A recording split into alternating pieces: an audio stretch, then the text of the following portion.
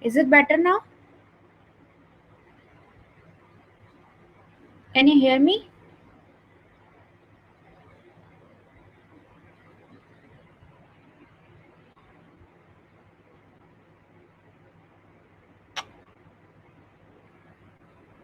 Can you hear me?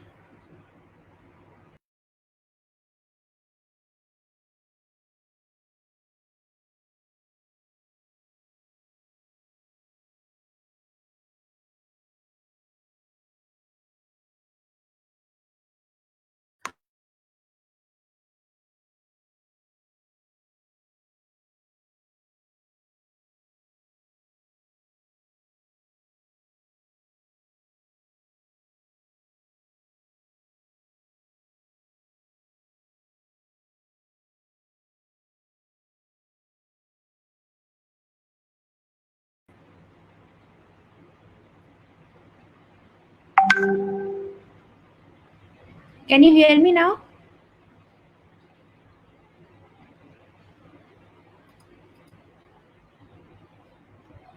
Your mic is mute.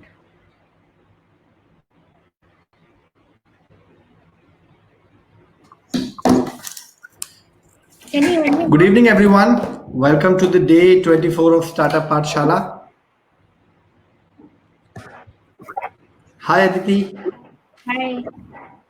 Is it better? I think we have some trouble with your audio. Barkha, can you please check?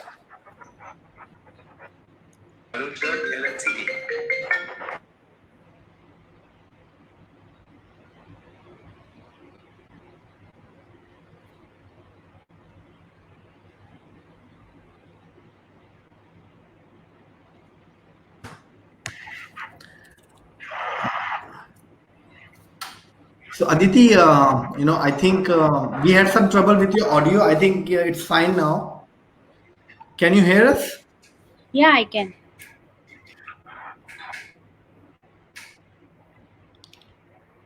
All right.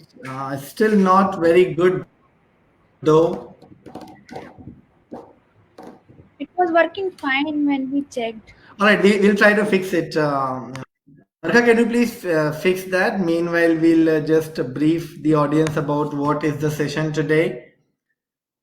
Alright so आज हम लोग बात करने वाले हैं एक बहुत ही important topic पे जिसके बारे में हम स्पेशली मध्य प्रदेश में कम फोकस करते हैं company culture and the importance of having a sustainable growth so we have some trouble with the audio of Aditi will fix it in a moment but meanwhile just wanted to brief you how important it is to have a sustainable growth और company को एक भले ही आपकी team बहुत छोटी है may be your team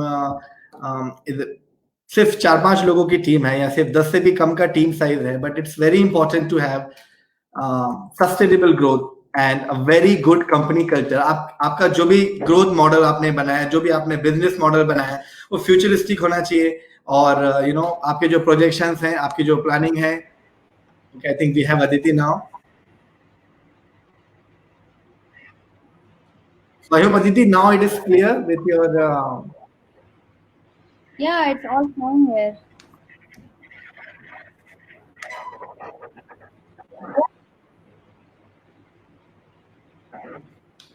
Okay, so I don't know. I still can't hear you properly. But what to do? I have no clue.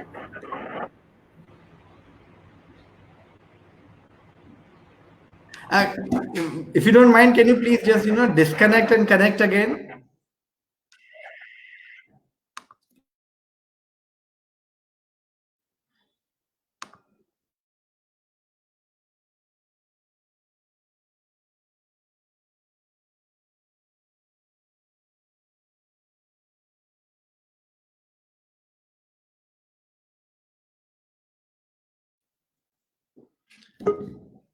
Okay, I think the rain is also quite heavy, and maybe because of that we have some trouble with Aditi's network. We will fix it. So meanwhile, I'll just I was briefing you about कि हमने why this session is so important. Okay, so we are working on the connection part from the guest side, Aditi ke side se. If you can hear me, if you have any problem with my audio or video, you can please let me know. We'll fix it. But I don't think that is a problem now. Okay, good, good. I think we don't have any trouble with that. Yes, Aditi. Finally, I think it's good now. It's better. Okay. Hello, everyone. Thank you, CK and Barkha for having me here.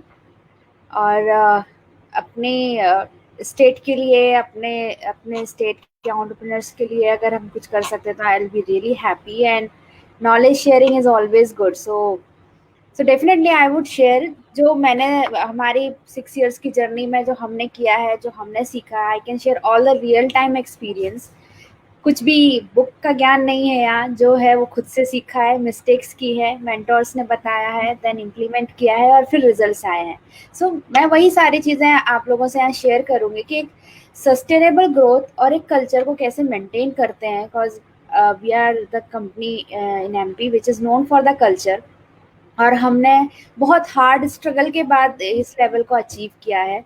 It's not an overnight success, it's not an overnight thing जो हम एक दिन में कुछ बन जाता है. Culture takes time, sustainable growth takes time and we have made lot of mistakes. इतनी गलतियां की हैं हमने, बहुत बार मुक्की खाई है बेसिकली. सो आई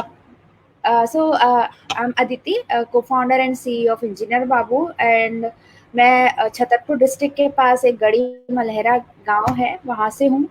और इसलिए यहाँ शायद थोड़ा नेटवर्क इशू भी ज़्यादा आ रहा है क्योंकि अभी मैं मेरे होम टाउन में हूँ और यहाँ पे ना कोई वाईफाई कनेक्शन मिलता है. Thanks to JioFi at least I am able कि मैं आप सब लोगों से ये सेशन ले पा रही हूँ.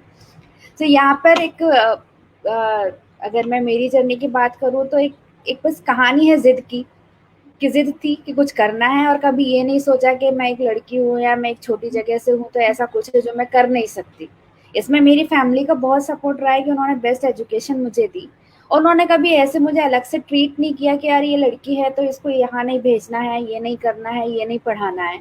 फॉर्चुनेटली आई एम ब्लेस्ड कि मुझे ऐसी फैमिली में जगह मिली जहाँ पर मुझे इक्वल ट्रीटमेंट मिला. इसलिए मेरे दिमाग में कभी वो रिस्ट्रिक्शन आया ही नहीं. दैट्स वाई आई बिलीव कि जो भी रिस्ट्रिक्शन होता है वो हमारे दिमाग में होता है. अगर हमारे दिमाग में वो रिस्ट्रिक्शन है ही नहीं, कोई रिस्ट्रिक्शन वो डाल ही नहीं रहा है, तो देयर इज नथिंग लाइक जो हम कर नहीं सकते. जगह से फ़र्क नहीं पड़ता, आपके जेंडर से फ़र्क नहीं पड़ता, आपके एजुकेशन से फ़र्क नहीं पड़ता. अगर इंग्लिश की बात करें तो इतनी छोटी जगह से हूँ, सब जो सीखा 5-6 साल में सीखा, किताबों से पढ़ के सीखा, ऑनलाइन कोर्सेज से सीखा. बट मैं शायद लास्ट 2-3 साल की बात छोड़ दो तो मैं कभी एमपी से बाहर भी नहीं गई थी इसके पहले. तो जितना भी एक्सपोजर था सब इंटरनेट की वजह से, सब बुक्स की वजह से था. तो ना जगह से फ़र्क पड़ता है ना किसी और चीज़. अगर आप ज़िद्दी हो, कुछ करना चाहते हो तो आप कहीं से भी कर सकते हो, किसी भी लेवल पे कर सकते हो, किसी भी लेवल तक कर सकते हो.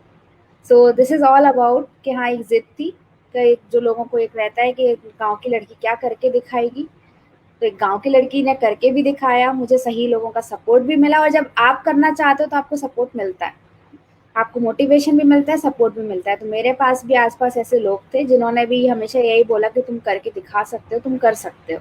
सो बस वही एक स्टोरी है. Now the thing that we are going to discuss today is sustainable growth. इस ये स्टार्टअप का एक नेक्स्ट लेवल है. हम पहले स्टार्ट करते हैं, स्टार्ट हम एक डिफरेंट माइंडसेट से करते हैं और सस्टेनेबिलिटी एक डिफरेंट माइंडसेट से आती है. आप कभी भी किसी एंटरप्रेन्योर से बात करके देखना, आपको डे 1 में वो ये नहीं बताएगा कि यार उसका ये प्लान है कि वो कैसे सस्टेनेबल ग्रोथ अचीव करेगा. वो हमेशा ये बताएगा कि ये मेरा आइडिया है और मैं कुछ ऐसा करना चाहता हूँ. सस्टेनेबिलिटी दूर दूर तक हमारे थॉट्स में नहीं होती. हम सस्टेनेबिलिटी की बात हम तब सोचते हैं जब हम 1-2 मिस्टेक्स कर चुके होते हैं या हम 1-2 साल स्टार्टअप के निकाल चुके होते हैं, जब हमसे लोग पूछना चालू करते हैं कि नेक्स्ट व्हाट, अब क्या. तब हमारे दिमाग में आता है कि हाँ यार नाउ लेट्स प्लान कि ये चीज़ हमारे बिना भी चल सके. उसको सस्टेनेबिलिटी में बोलूँगी इन डायरेक्ट वे कि जब कंपनी आपके बिना चल सके, आपकी एब्सेंस में चल सके और आपके लोग उसे चला सकें, तब उसको हम सस्टेनेबल सेल्फ सस्टेनेबल बोल सकते हैं। तो पहले तो 1-2 साल हम इमेजिन भी नहीं कर सकते, हम सिवाय काम करते हैं, प्रोडक्ट बनाने में ध्यान देते हैं, नेटवर्किंग करते हैं, बहुत सारी चीज़ें सीखते हैं, मिस्टेक्स करते हैं, कभी ये दिमाग में आता ही नहीं है कि अच्छा ये चीज़ ऐसा भी हो सकती है कि कभी हमारे बिना चलानी पड़े। फिर जब 2 साल करते-करते हम थक जाते हैं, एकदम मेहनत करते-करते, तब लगता है यार ये ऐसा कब तक चलेगा? कि आज अगर हमारा काम चल रहा है तो कंपनी चल रही है, और आज अगर एक दिन के लिए हम बीमार भी हो गए हैं तो कंपनी नहीं चल रही है। तब हमारे दिमाग में ये थॉट आता है कि यार now let's plan how it can run and sustain without the founders and without the leaders. हम रहते हैं वहाँ, बट हमारे बिहाफ पर कोई और लोग अगर इसको आगे तक चला के ले जा सकते हैं तभी ग्रोथ भी होती है।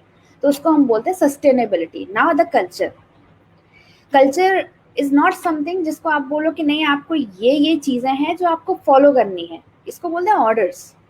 जो बॉस एक करता है, या एक एनवायरनमेंट, एक कंपनी में एक सेट रूल्स एंड पॉलिसीज होते हैं जिसको फॉलो करना पड़ता है और एम्प्लॉय फॉलो करता है, बट वो कल्चर नहीं है। एम्प्लॉय रूल्स फॉलो करने के बाद भी हो सकता है कंपनी के बारे में बिल्कुल भी ना सोचता हो, उसको सिर्फ अपने करियर की परवाह रहती है। बट एक कल्चर होता है जहाँ पे एम्प्लॉय अपने सेल्फ ऑब्लिगेशन से ये सोचता है कि नहीं यार, अगर मैंने इस कंपनी में अपना बेस्ट परफॉर्मेंस दिया तो ये कंपनी उस लेवल पे जा सकती है। अगर आपने ये लोगों को सोचने पर मजबूर कर दिया उस लेवल पे कि नहीं आज मुझे ये कोई अगर मार्केट में कुछ नया आया है, मुझे ये सीखना है। क्यों सीखना है? ताकि मैं इससे अपने कंपनी के प्रोडक्ट डेवलपमेंट में या कंपनी के बिजनेस में कुछ कंट्रीब्यूशन दे सकूं, उसको हम कल्चर बोलते हैं। हम जब कभी मंदिर जाते हैं तो हम देखते हैं ना कि हम मंदिर जाते हैं अपने आप ही माथा टेक देते हैं। कोई हमें बोलता है क्या? बचपन में मम्मी पापा कभी एक बार बनाते हैं, फिर वो हमारा बिलीफ बन जाता है कि हाँ हमें मंदिर जाना है, और हमारे प्रेयर्स का मतलब है एक माथा टेकना।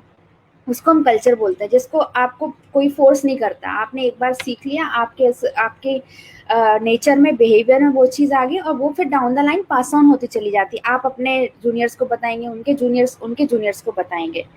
एंड वो कैसा कल्चर होना चाहिए जो कंपनी को सेल्फ सस्टेनेबिलिटी की तरफ भी लेकर जाता है और ग्रोथ की तरफ, इसके बारे में we will discuss later. Now I can start with the presentation that how we have done it and how it could be done. So self-sustainable Aditi, started. Yeah. just one thing, Aditi. I just wanted to brief you about because जब शुरू में I think when I started talking आपका audio या video का problem था, so just wanted to give you the brief of the audience we have. So most of the audience, most of the viewers of Startup Pathshala, they are the early stage, startups. कुछ लोगों ने अपने startup शुरू कर दिया है, कुछ लोगों ने अपने स्टार्टअप शुरू करने वाले हैं। तो before you start your presentation, just one question जो काफी लोगों ने पूछा मुझसे, जब when we release the post, कि अगर आज हमारे पास में हमने स्टार्टअप शुरू भी नहीं किया है, शुरू करने वाले हैं, so is it a good time to talk about a sustainable growth, जब ग्रोथ की हम कोई बात ही नहीं कर रहे हैं। और कंपनी कल्चर, जब हम कंपनी कल्चर की बात करते हैं तो लोग एचआर पॉलिसीज के बारे में सोचते हैं, to having a proper HR structure, HR manager in your team, HR associates. तो वहां भी लोगों को एक मिथ है कि क्या एक अर्ली स्टेज स्टार्टअप को इन दोनों ही टॉपिक पे डिस्कस करना चाहिए। So I would want you to tell about कि क्या एक शुरू से ही हमें इन चीजों को वैल्यू देनी चाहिए, और हम कम रिसोर्सेज में कैसे इन दोनों चीजों पे ध्यान दे सकते हैं। So it's a simple answer, CK. Like आपको अगर AIEEE का एंट्रेंस एग्जाम देना है तो आप कब प्रिपरेशन स्टार्ट करते हैं? Almost 1 or 2 years back.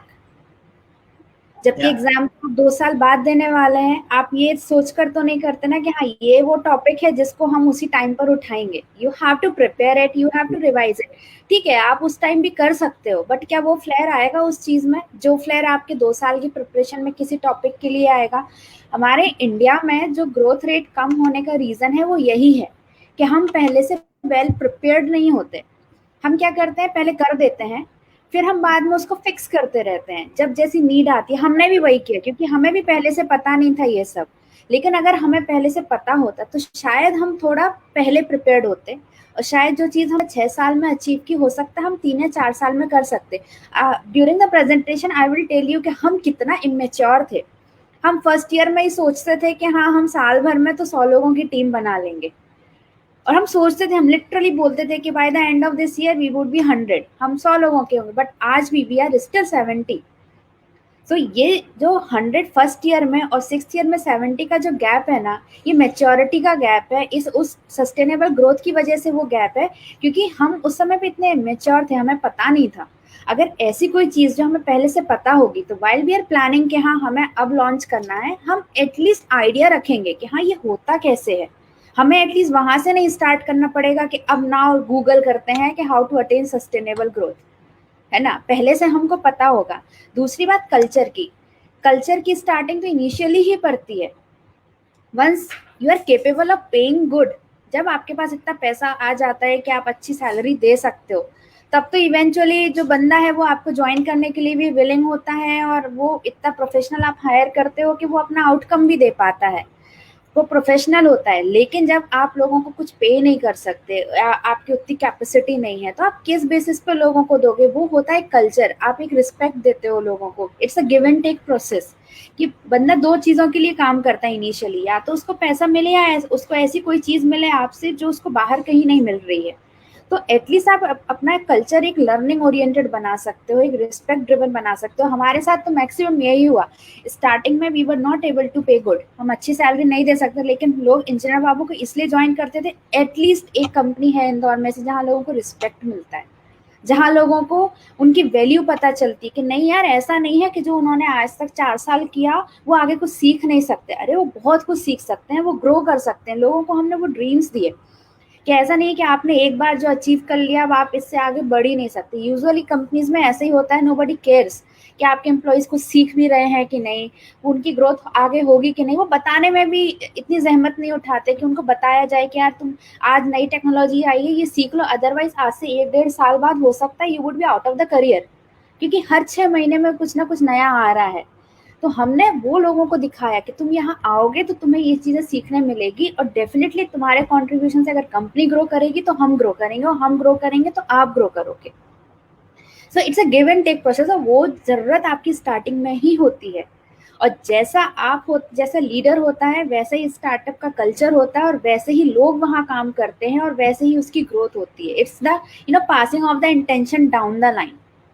Her outcome उससे जुड़ा हुआ है। तो obviously when you are considering you are going to be a startup, आज से 1 साल बाद, 6 महीने बाद, जब भी आपको एटलीस्ट ये चीजें पता होंगी कि हाँ ये चीजें ना प्री रिक्विजिट है, कि अगर आपने एक अच्छा कल्चर मेंटेन किया तो लोग मोटिवेटेड रहेंगे, अच्छा काम करेंगे तो आप तक भी अच्छा आउटकम आएगा उसका।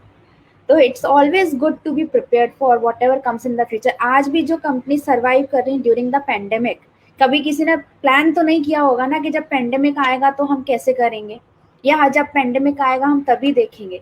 जो कंपनीज आज सर्वाइव कर रही, कहीं ना कहीं उन्होंने अपने इंफ्रास्ट्रक्चर को इस टाइम के लिए रेडी करके रखा था, अपने आप को वर्स्ट के लिए प्रिपेयर किया होगा कभी ना कभी, maybe pandemic, may be कुछ और। बट उनके पास ऐसा इंफ्रास्ट्रक्चर होगा कि for example Swiggy, they just pivoted the model like anything, 1 महीने के अंदर from food delivery to grocery वो तुरंत आ गए, क्योंकि they have prepared themselves. It's always good to be prepared now for something which is coming in the future, so always good. Yeah, perfect. I think thank you for that answer. That answer was required. लोगों को समझ में आना चाहिए कि ये दोनों ही चीजें अर्ली स्टेज के स्टार्टअप्स पे जो आप शुरू भी करना चाहते हैं, it's very very important to have.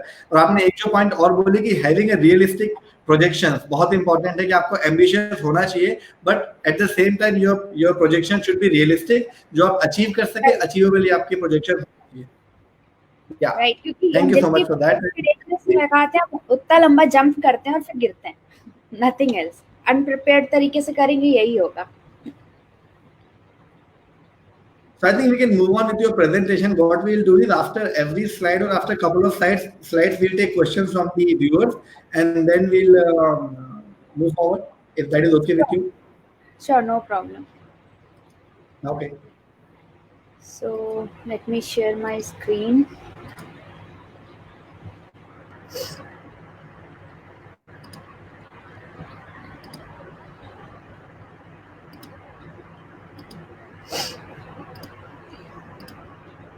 Meanwhile, जो आपके questions है regarding the startup पाठशाला, I see two questions about the quiz link.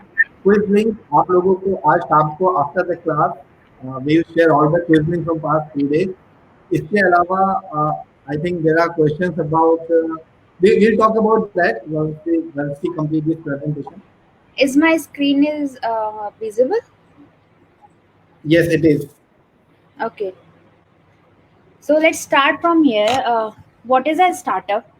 Because इसी से हमारी आगे की सारी स्ट्रैटेजीज जुड़ी होती है। जब हमें ये क्लैरिटी होती है कि एग्जैक्टली है क्या, हम बहुत सारी सुनते हैं कि स्टार्टअप ये है, एक एंटरप्रेन्योर है जो अपना प्रोडक्ट लॉन्च करता है, एक कंपनी है जो 4-5 लोग मिलकर स्टार्ट करते हैं, हम कुछ नया करेंगे, कुछ इम्पैक्ट क्रिएट करेंगे, हम बहुत सारी फैंसी चीज़ें सुनते हैं और हम स्टार्ट करते हैं।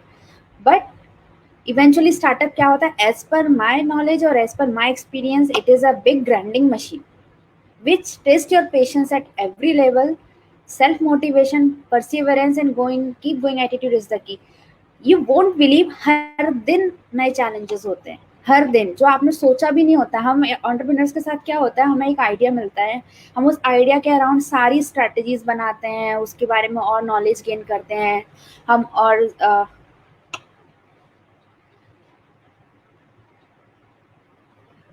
just give me a moment.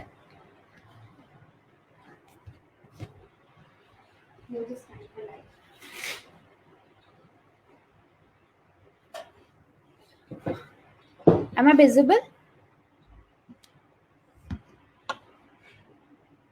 Hello?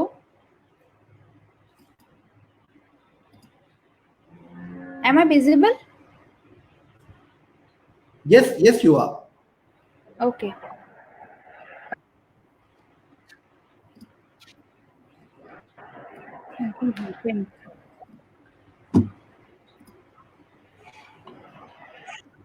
My screen is visible? Yes. Okay. So startup is every day, हर दिन आपको कुछ अलग तरह का चैलेंज आएगा। हम स्टार्ट तो करते हैं आइडिया से, आइडिया को बनाते हैं, हम उसकी प्लानिंग करते हैं, सब कुछ करते हैं, बट सडनली पता चलता है किसी दिन कि आपका कोई एम्प्लॉय है वो सडनली हो सकता है कोई मेडिकल इमरजेंसी की वजह से नहीं आ पा रहा है। किस दिन आपको पता चल सकता है कि आपका कोई कस्टमर है जो अब डील को क्लोज कर रहा है, या आपका कोई कस्टमर है जो अब नहीं आएगा, या किसी एनी अनफोर्सीन रीजन आपको रोज नए नए चैलेंजेस आ सकते हैं। आपको कुछ ऐसे कंप्लायंसेस के बारे में पता चले जिसके बारे में आप पहले से नहीं जानते थे। तो startup is not only about idea, idea से भी आगे बहुत हायर लेवल पे वो आपका पेशेंस चेक करता है। You have to deal with people, real time challenges, day to day basis. ऐसे में इतना मोटिवेशन आपका अप एंड डाउन होता है कि अगर आपने अपने आप को, आपका अगर कोई जो रीजन है आपका स्टार्टअप करने का, if it is not that strong, आप कभी भी गिव अप कर सकते हो। So before doing a startup, check कि जो आपका आइडिया है या जो आप इम्पैक्ट लाने वाले हो, आप उसके लिए कितना ज़्यादा मोटिवेटेड हो कि कुछ भी हो जाए, पहाड़ टूट जाए तो भी मैं ये तो नहीं छोड़ूंगा। So for me startup is a big grinding machine. हर दिन यू शुड बी रेडी, आपको रेडी रहना पड़ेगा कि आज चैलेंजेस तो आएंगे ही आएंगे, उसका कोई इलाज नहीं है। ऐसी कोई जगह नहीं है स्टार्टअप में जहाँ पे चैलेंजेस नहीं है। आप कभी छुट्टी नहीं ले सकते। You are always like a 24/7 one man army for your startup. So check at that level. If you are ready, do it.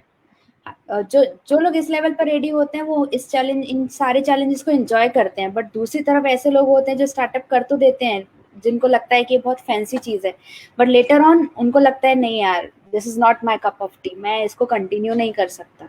तो दोनों तरह के लोग होते हैं। तो जिनको मजा आता है, जो चैलेंजेस को फील करते हैं, जिनको चैलेंजेस में ही फन लगता है, startup is for them only.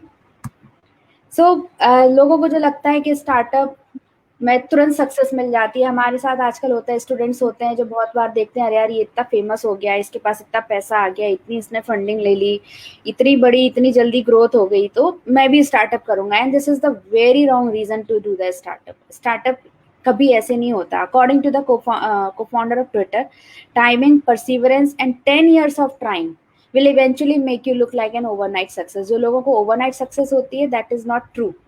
सालों की मेहनत होती है उसके पीछे। हमने बहुत फेमस स्टोरी सुनी है बैम्बू ट्री की, कि बैम्बू ट्री में क्या होता है कि जब आप बांस का जो पेड़ होता है उसको आप लगाते हो तो 5 साल तक उसमें कोई ग्रोथ नहीं होती। 5 साल तक आपको लगेगा ये निकल भी नहीं रहा है, मतलब क्या है, आप पानी दे रहे हो, देख रहे हो, वेट कर रहे हो, ये ग्रो करेगा, नहीं ग्रो। बट 6th ईयर जब वो ग्रो करता है, it grows like every 10 inches per day. So it is very famous saying कि 5 साल तक उस पेड़ ने क्या किया, 5 साल तक उस पेड़ ने 6th ईयर की डबल एंड 10 फोल्ड्स ग्रोथ के लिए उसने प्रिपेयर किया. So it takes years of efforts to come up with an overnight success. It's not an overnight at all. So you should be prepared कि आपको इतनी मेहनत इतने साल करनी पड़ेगी, तब जो आपको दूसरों की लाइफ में नजर आ रहा है, दूसरे को फाउंडर्स के लिए लग रहा है कि they are famous and having money, वो तब आता है. So now about there are some factors which will help you in achieving the sustainable growth. Sustainable growth मैंने ऑलरेडी बताया है कि सस्टेनेबल ग्रोथ इज समथिंग जब आपके बिना या आपकी एब्सेंस में भी आपकी कंपनी चल रही है, ग्रो कर रही है और वैसे ही कर रही है जैसे आपके साथ करती है. That is sustainable growth. So what leads to sustainable growth? So first thing is proper planning. और एंटरप्रेन्योर्स ना आर इनफेमस फॉर प्लानिंग. उनसे प्लानिंग नहीं होती. बहुत रैंडम लोग होते हैं. मतलब हमको लगता है आज ये अच्छा लगा, चलो ये ट्राई करते हैं, कल वो अच्छा लगा, वो ट्राई करते हैं. प्रोडक्ट तो पता है लेकिन स्ट्रैटेजीज हमेशा चेंज होती रहती है. हो सकता है कभी कहीं पे कुछ पढ़ा, अरे यार this is something very useful, let's do this. तो ये जो माइंडसेट है, इससे क्या होता है, कभी भी स्टेबिलिटी नहीं आती. Because every now and then you are changing. आप हर स्ट्रैटेजी को चेंज कर रहे हो, किसी एक पर्टिकुलर प्लान पर स्टिक नहीं हो. इसलिए प्लानिंग बहुत ज़्यादा ज़रूरी है. जब आप खुद ही अनस्टेबल हो तो आपका स्टार्टअप कैसे स्टेबल होगा? So for coming to this stability, आपको सबसे पहले ब्रेनस्टॉर्मिंग करनी चाहिए, अपनी टीम के साथ बैठना चाहिए, प्रॉपर प्लान बनाना चाहिए. फॉर एग्जांपल, आप कोई नया फीचर मार्केट में लेकर आ रहे हो आपके प्रोडक्ट का, या आप कोई नई सिटी में लॉन्च करना चाह रहे हो अपनी प्रोडक्ट को, तो आप कैसे करोगे? आप ऐसा तो नहीं करोगे ना उठा के चलो आज दिल्ली में अपन लॉन्च कर देते हैं. क्या करोगे? पहले आप दिल्ली की मार्केट स्टडी करोगे, दिल्ली के बारे में जानोगे, वहाँ के लोगों की पूरी रिसर्च करोगे कि उनके टेस्ट क्या है, वहाँ क्या डिमांड है. अगर आपने इतनी ब्रेनस्टॉर्मिंग नहीं की और आपने सिर्फ लॉन्च कर दिया, तो आप कुछ नहीं होगा वहाँ पे, आपको कुछ हाथ नहीं लगेगा. You will be just coming back और इवेंचुअली आपको वो विड्रॉ करना पड़ेगा. तो बेटर ये है कि हम पहले पूरी ब्रेनस्टॉर्मिंग करें, पूरी रिसर्च करें, पता लगाएं कि वहाँ के लोगों के अकॉर्डिंग हमारा प्रोडक्ट कितना फिट है, हमारी सर्विसेज कितनी फिट है, और अगर हम नहीं फिट है तो हमें वहाँ के लिए और क्या करना चाहिए. So do proper brainstorming with the team. Then अपने बिजनेस के लिए KPIs एंड गोल्स सेट करो. आज हमने स्टार्टअप तो कर दिया, लेकिन स्टार्टअप से अचीव क्या करना है? हम क्या करते हैं कि हाँ हमें बहुत बड़ा स्टार्टअप करना, बट कितना बड़ा? बड़े की कुछ डेफिनेशन, कुछ बेंचमार्क होना चाहिए हमारे पास में, कि नहीं जैसे हमने कहा था कि हाँ हम फर्स्ट ईयर में हम बोलते थे कि by the end of this year हम 100 लोगों की टीम कर लेंगे. बट ठीक है, that was a immature benchmark, but benchmark तो था, हमारे पास नॉलेज नहीं थी, इसलिए हमने प्रॉपर प्लानिंग के साथ वो काम नहीं किया. बट अगर हम प्रॉपर नॉलेज के साथ एक बेंचमार्क सेट करेंगे कंपनी के लिए, तो हम डेफिनेटली वहां पर पहुंच पाएंगे. तो आपको KPIs की परफॉर्मेंस इंडिकेटर्स होते हैं हर बिजनेस, हर इंडस्ट्री के, तो आपको अपने बिजनेस के अकॉर्डिंग KPIs सेट करना चाहिए, गोल्स बनाने चाहिए, उन गोल्स को स्मॉल पार्ट में ब्रेक करना चाहिए. फॉर एग्जाम्पल, आपने कहा आज से 1 साल बाद हम यहाँ होंगे, तो आज से हर 3 महीने बाद आप कहाँ कहाँ होंगे, आपको वो प्रॉपर गोल सेटिंग करना चाहिए. और ये जब एक बार गोल सेट हो गया, तो आपको और आपकी टीम को मेक श्योर कि आप उन गोल्स को चेज कर रहे हो और you are sticking to that. सिर्फ गोल्स ऐसा नहीं कि गोल्स बनाए और दीवार पर टांग दिया हमने उठाकर, ऐसा नहीं. उनको फॉलो करना है. उसको फॉलो करने के लिए आप क्या क्या रिसोर्सेज हमें चाहिए, फिर उसका प्लान करना चाहिए, स्ट्रैटेजीज बनानी चाहिए कि हम उस फर्स्ट गोल को हम कैसे अचीव करेंगे, फिर नेक्स्ट गोल को हम कैसे अचीव करेंगे. हम लोगों को ये सब चीजें ना बहुत झंझट वाली लगती है, यार इतना सब कौन करेगा, करके ही देख लेते हैं. बट यही एटीट्यूड है जो आपको सस्टेनेबल ग्रोथ की तरफ नहीं ले जाता है. ये आपको अपोजिट डायरेक्शन में ले जाए. जितना रैंडम आप बिहेव करोगे, उतना ही रैंडम चीजें आपके स्टार्टअप में होंगी. मैं और मयंक बहुत अपोजिट है. Mayank is the co-founder of Engineer Babu. He is very random and somewhere I am very systematic. तो हम लोगों के साथ क्या होता है कि मैं इतना सिस्टमेटिक चलती हूँ कि कई बार बिजनेस के वो परफॉर्मेंस KPIs अचीव नहीं हो पाता, वो इतना रैंडम जाता है कि हम आउट ऑफ द वे हो जाते हैं बहुत बार. तो हमें 3 साल तो इसी चीज़ में मुझे स्पीड अप करने में लगा, मयंक को थोड़ा स्टेबल होने में लगा, तब जाके आज हम यहाँ पर, क्योंकि बिना उसके पॉसिबल ही नहीं था. इसके पहले एवरीथिंग वॉज हे वायर. आज भी हमारी 70 की टीम है और आज से पहले भी हमारी 70 की टीम हो चुकी थी 2017 में. बट उस समय पर हम बिल्कुल स्टेबल नहीं थे, क्योंकि हमारे पास कोई भी सस्टेनेबल ग्रोथ का कोई प्लान नहीं था. हमने बस जैसी नीड देखी मार्केट में, हमने हायर कर लिया. बट लेटर वी रियलाइज कि we are not going anywhere. हमारे रेवेन्यूज उस टीम साइज के बाद भी 6 महीने में कहीं भी नहीं बढ़े. इनफैक्ट और नेगेटिव दिख रहा था कि यार ये नेगेटिव होते जा रहा है, जस्ट क्योंकि हमारे पास कोई प्लान नहीं था, कोई स्ट्रैटेजीज नहीं थी। तब हमने डिसाइड किया कि नहीं, हम ऐसे नहीं, इतना रैंडम काम नहीं करेंगे। हमने पूरी हमारी हैबिट्स चेंज की। हमने एक दूसरे को बोला कि नहीं, we have to stick to the plan. अगर कोई डिविएट हो रहा था तो भी हमने उनको, we have to bring them back, नहीं हमें यही करना है, हम कुछ अभी नया नहीं करेंगे, हम यही करेंगे, नथिंग न्यू। हमको हर चीज़ को जो नई पसंद आ जाती है, तो this should not be there. Plan agile होना चाहिए। आज हमने प्लान, ऐसा भी नहीं हो कि हमने एक प्लान बना दिया और अब टाइम में, फॉर एग्जांपल किसी कंपनी ने स्ट्रैटेजी बनाई होगी 2020 की स्टार्टिंग में कि इस साल हमको ये अचीव करना है और ये हमारा प्लान है, हमें यहाँ यहाँ लॉन्च करना है। But now what, corona, the pandemic, सारे प्लान सभी के चेंज हो गए। तो ऐसा नहीं है कि हमने अब एक प्लान बना लिया और हम अब कुछ प्रॉब्लम आ गई तो हम उस प्लान को चेंज नहीं कर पा रहे। प्लान हमारा अजाइल होना चाहिए, दैट कैन देयर, वहाँ पे इतनी स्पेस होनी चाहिए कि हम अकॉर्डिंग टू द टाइम हम अपनी प्लानिंग को चेंज करके हम एक दूसरे डायरेक्शन भी कुछ कर सके ताकि हमारी ग्रोथ ना रुके। प्रॉपर प्लानिंग आपको हेल्प करती है आपके आउटकम को प्रेडिक्ट करने में कि इतने सब चीज़ों के बाद में आपको क्या आउटकम मिलेगा। अगर हम प्लान नहीं करेंगे तो हमें आउटकम मिलेगा तो, बट क्या मिलेगा वो भी आपको पता नहीं, हो सकता नेगेटिव भी मिले। So should do proper planning to have the predictable outcome, क्योंकि अगर आउटकम नहीं है तो आपके इतने सारे एफर्ट्स वेस्ट है। So a proper planning backed by pros and cons analysis, हर एक चीज़ के प्रॉस एंड कॉन्स एनालिसिस करना चाहिए कि इसके क्या बेनिफिट्स हैं, क्या लॉसेज हैं, एज वेल एज बिजनेस के केपीआईज को सामने रख के तभी हमें सस्टेनेबल ग्रोथ अचीव होती है। So this is all about how the proper planning helps in it. Next one is right execution. अब प्लान तो कर लिया, बट अगर उसको प्रॉपरली हमने एग्जीक्यूट किया। We have got two questions on that slide. If we can take that now. Yeah, sure. Yeah, first was आपने जैसे बोला कि things should be systematic, things should be documented. तो लोगों का कहना ये है कि क्या इन चीजों के लिए कोई टेम्पलेट्स है जो हम यूज करते हैं, या फिर हमें कुछ एक बहुत simple documents can also do, because documentation is one area जहाँ पे हमारे स्मॉल टाउन इनोवेटर्स आज भी थोड़ा सा लैग करते हैं। तो would you recommend some template for business planning, और a normal word document would also do? And then I will ask the second question once you answer this. वो documentation आपको गूगल करेंगे तो मिल जाएगा, बट डॉक्यूमेंटेशन 100% आपके business के according कहीं नहीं मिलेगा, क्योंकि आपका बिजनेस डिफरेंट है as compared to others. Startup is all about no presenting things differently, same तो है नहीं। तो हमेशा आपको चीज़ें मिलेंगी, बट उसको आपको आपके बिजनेस के अकॉर्डिंग आपको चेंज करना रहेगा, मॉडिफाई करना रहेगा। तो मिलते हैं, बुक्स मिलती हैं, आगे प्रेजेंटेशन में है भी कि आपको बहुत सारी बुक्स पढ़ना चाहिए। आप गूगल कर सकते हैं, ऑनलाइन कोर्सेज अटेंड कर सकते हैं, उसमें आपको वैसे टेम्पलेट्स मिलेंगे जिसपे आपको बताना केपीआईज है। अब आप केपीआईज के बारे में जब गूगल करोगे you will get lot of things, KPIs क्या होते हैं, कैसे सेट करते हैं। ऐसी बुक्स भी हैं जो केपीआईज पर ही बनी है कि how to set KPIs.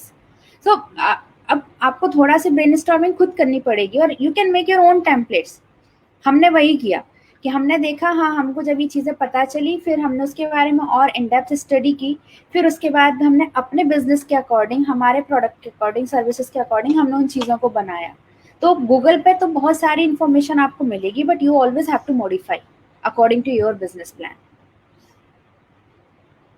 Yeah, and the last question on that thread, as you mentioned about Mayank, I think few of them know him already. तो लोगों ने पूछा कि हमने कल भी एक क्वेश्चन हमारे जो कल के गेस्ट थे 100x VC के उसके फाउंडर, उनसे भी पूछा था कि having a co-founder is important. उसके बिना उन्होंने कहा था कि फंडिंग वो करते ही नहीं है अगर आपके पास को-फाउंडर नहीं है। बट काफी सारे लोगों का कल भी एक क्वेश्चन था, उन्होंने आंसर किया उनके तरीके से। बट ये आज हमारे व्यूअर्स चाहते हैं कि आप भी उस चीज को आंसर करें, how to find a good co-founder. How to find a good co-founder? So basically having a co-founder is always advantageous। होता क्या है कि एक स्टार्टअप में, जैसे मैंने कहा कि आइडिया के अलावा भी बहुत सारे एस्पेक्ट्स होते हैं। जैसे idea is one thing, technology is another thing. अगर आप टेक स्टार्टअप कर रहे हैं, मे बी अगर आप मैन्युफैक्चरिंग में है तो एक होता है डोमेन का जो टेक्नोलॉजी पर्टिकुलर होता है। फिर आता है आपका टीम बिल्डिंग, आपके लेबर लॉज, आपकी फाइनेंशियल कंप्लायंसेस, मार्केटिंग आता है, ग्रोथ एंड एक्सपेंशन आता है, और उसके बाद आता है आपका कल्चर। सो इतनी सारी चीज़ों में डू यू थिंक एक अकेला इंसान कर सकता है? अब होता क्या है कि whenever you are bringing employ, आप अच्छे से अच्छा पैकेज लाकर भी दोगे, वो उस एम्प्लॉय के साथ विजन शेयर करना बहुत डिफिकल्ट है।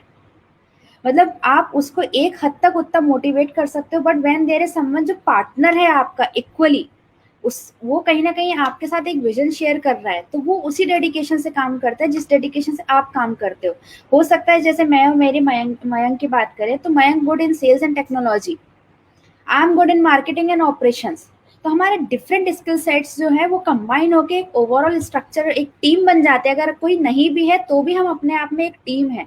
कल के दिन अगर हमारे अभी रिसेंटली हैपेंड, हमारे एचआर चले गए, तो there was no one to handle, but since I know, तो मैंने वो वहाँ का वो पार्ट हैंडल किया and I found the replacement कि कोई हमें चाहिए। बट अगर कोई नहीं भी होता तो भी मुझे इतना पता है कि हाउ टू हैंडल इट।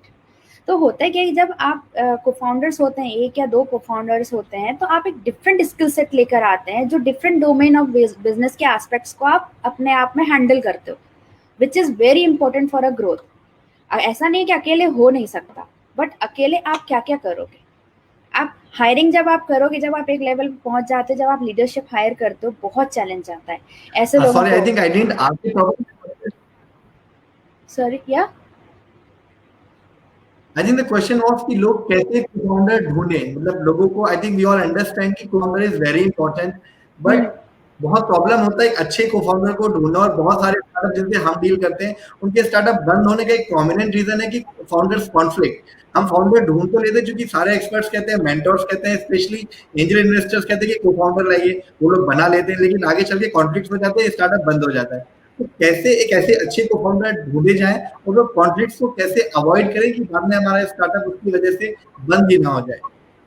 तो आपको डिफरेंट डिफरेंट इवेंट्स में जाना पड़ता है, आपको शेयर करनी पड़ती है, अपने आइडियाज़ को शेयर करना होता है अपने फ्रेंड्स से। आपका जो पीयर ग्रुप सर्कल है, आपको वहाँ पर लोगों से शेयर करना होता है, आपके जो भी मे बी स्कूल फ्रेंड्स होते हैं, ऐसे लोग जिनसे आपकी एक अंडरस्टैंडिंग बनती है। जो जब आप लोगों से मिलते हैं तो आपको ऐसे लोग मिलते हैं जो सिमिलर सेट ऑफ विजन होता है जिनका कुछ करने का लाइफ में, जो रिस्क टेकर्स होते हैं, जिनके लिए ये वो जानते हैं कि हाँ, अगर मुझे कुछ इस डोमेन में मिलेगा तो मैं डेफिनेटली करूंगा। तो आपको अपना आइडिया, अपना विजन सब एक पैशन के साथ शेयर करना होता है, लोगों को लगे कि नहीं। ऐसा भी बहुत बार होता है कि कई बार आपको को फाउंडर मिल जाता है, तो उस को फाउंडर के लिए भी ये प्रॉब्लम आ जाती है कि यार, ये बंदा तो उतनी एनर्जी डाल ही नहीं रहा है जितना इसने मेरे को कन्विंस करने के टाइम पे डाला था।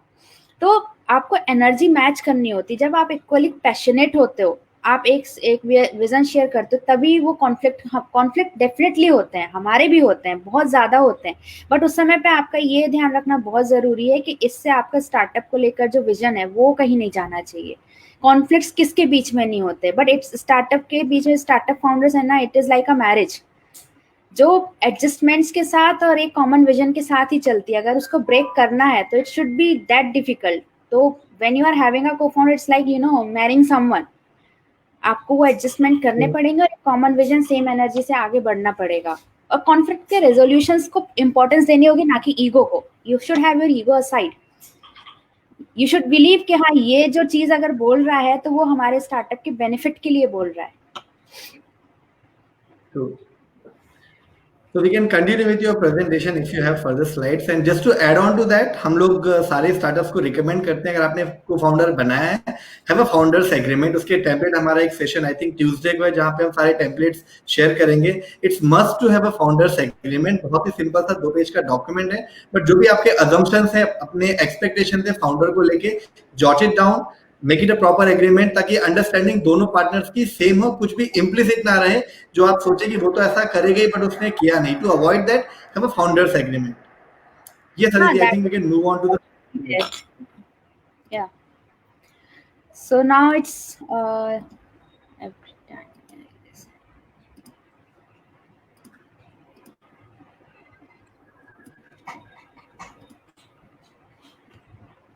So now this is the right execution. After doing the startup planning, it comes to how you are executing the plan. So execution के टाइम पर बहुत बार ये होता है कि when the plan seems to be difficult, हम क्या करते हैं, हम उस प्लान से बोलते हैं यार ठीक है, हम खुद ही कॉम्प्रोमाइज कर लेते हैं, कई बार हमें सही लोग नहीं मिलते उस चीज़ के लिए। तो जब आप प्लान बना रहे हैं देन उसी टाइम पे आपको ये स्ट्रैटेजी बनानी होती है कि इस प्लान को एग्जीक्यूट करने के लिए हमें जो लोग चाहिए वो लोग हमें कैसे मिलेंगे, क्या हमारी टीम में ऑलरेडी वो लोग हैं, और अगर वो लोग हैं तो वो लोग कौन है और उनको किस टाइप की हमें ट्रेनिंग देनी चाहिए। अगर टीम में नहीं है तो कौन से लोग ऐसे रोल्स हैं जिनके लिए हमें हायरिंग करनी पड़ेगी। फिर हम उसके लिए पूरा एक job description, roles and responsibilities के साथ हम बनाते हैं और फिर हम वैसे लोगों को हायर करते हैं। अब हायर करने के बाद हम एक गलती करते हैं, बहुत कॉमन मिस्टेक है कि हम ये एक्सपेक्ट कर लेते हैं कि यार हमने इस बंदे को हायर कर लिया, अब ये सब कुछ कर लेगा। बट ऐसा नहीं होता। जब आप किसी को बाहर से भी हायर करते हो उसको एक टाइम और ट्रेनिंग दोनों लगते हैं। जब आप उसको समझाओगे कि आपके बिजनेस की क्या प्रायोरिटीज हैं, आपका क्या आपकी क्या एक्सपेक्टेशन है, और उसके लिए जब आप उसे proper course material sort of मतलब आप बताते हो कि ये अभी तक हमने किया है और आगे हम इस डायरेक्शन में जाना चाहते हैं, तब उसको एक अंडरस्टैंडिंग बनती है। और किसी भी बंदे को एक लेवल पे परफॉर्मेंस में आने में एटलीस्ट 1 से 1.5 महीने 2 महीने का टाइम लगता है। तो हैव दिस अंडरस्टैंडिंग कि whenever we are hiring, एक तो हम सही बंदा हायर करें प्रॉपर रोल की क्लैरिटी के साथ, और साथ में जब हम उसको हायर करें हम उसको प्रॉपर ट्रेनिंग और प्रॉपर नॉलेज ट्रांसफर करें कि उससे हमें क्या चाहिए, तब जाके वो अच्छे रिजल्ट दे पाता है। It's not the idea, and this is very hard truth, idea से डिफरेंस नहीं क्रिएट होता बट एग्जीक्यूशन से होता है। एक आइडिया हो सकता है 5 अलग अलग लोग 5 अलग अलग स्टार्टअप्स एक साथ एक टाइम पर कर रहे होते हैं, बट कुछ ग्रो करते हैं कुछ नहीं ग्रो करते हैं और कुछ इनफैक्ट बंद हो जाते हैं, just because there is a difference in the execution. कौन सा स्टार्टअप कैसे एग्जीक्यूट करता है, इससे बहुत बड़ा डिफरेंस क्रिएट होता है। अगर आप प्लान्ड वे में प्रॉपर एग्जीक्यूट करोगे, आपके पास एक स्ट्रैटेजी होगी, आप ग्रोथ कर रहोगे। दूसरा हो सकता है कि उस चीज को वैसे अच्छे से एग्जीक्यूट ना कर पाए और हो सकता है ड्यूरिंग दिस पैंडेमिक बंद हो जाए या किसी भी डिफिकल्टी के टाइम पे बंद हो जाए। तो execution is always the differentiating factor. So one should be very clear about कि जो प्लान बनाया है उसको कैसे एग्जीक्यूट करना है। कल्चर ऐसा होना चाहिए आपकी कंपनी में कि जब आप कोई स्ट्रैटेजी कोई प्लान लेकर आए और आप अपनी टीम से शेयर कर सके, हर एक बंदे को ये लगे कि I have to give my best, और जितना ज़्यादा हो सके अच्छा से अच्छा काम करने की कोशिश करेंगे। आपकी टीम के साथ वो अंडरस्टैंडिंग होनी चाहिए कि whenever you are coming up with a strategy, they also part in the execution process with the sincerity that you do. और अगर आप नहीं करोगे तो फिर टीम भी नहीं करेगी। तो execution is really important that ways. Empathy for companies and customer, आपके एग्जीक्यूशन में आपकी स्ट्रैटेजीज में आपके पास जो आपकी टीम है उनके पास कंपनी को लेकर कस्टमर्स को लेकर एम्पैथी होनी चाहिए कि ये हमें अच्छा कैसे करना है, लेकिन हमारे कस्टमर्स को हमें बेटर सर्व करना है और उनको कभी कोई प्रॉब्लम नहीं आने देनी है। हम जब भी कस्टमर को सेंटर पॉइंट बनाकर और अपनी टीम को सेंटर पॉइंट में बनाकर एग्जीक्यूशन करते हैं तभी उसका बेस्ट रिजल्ट निकल के आता है।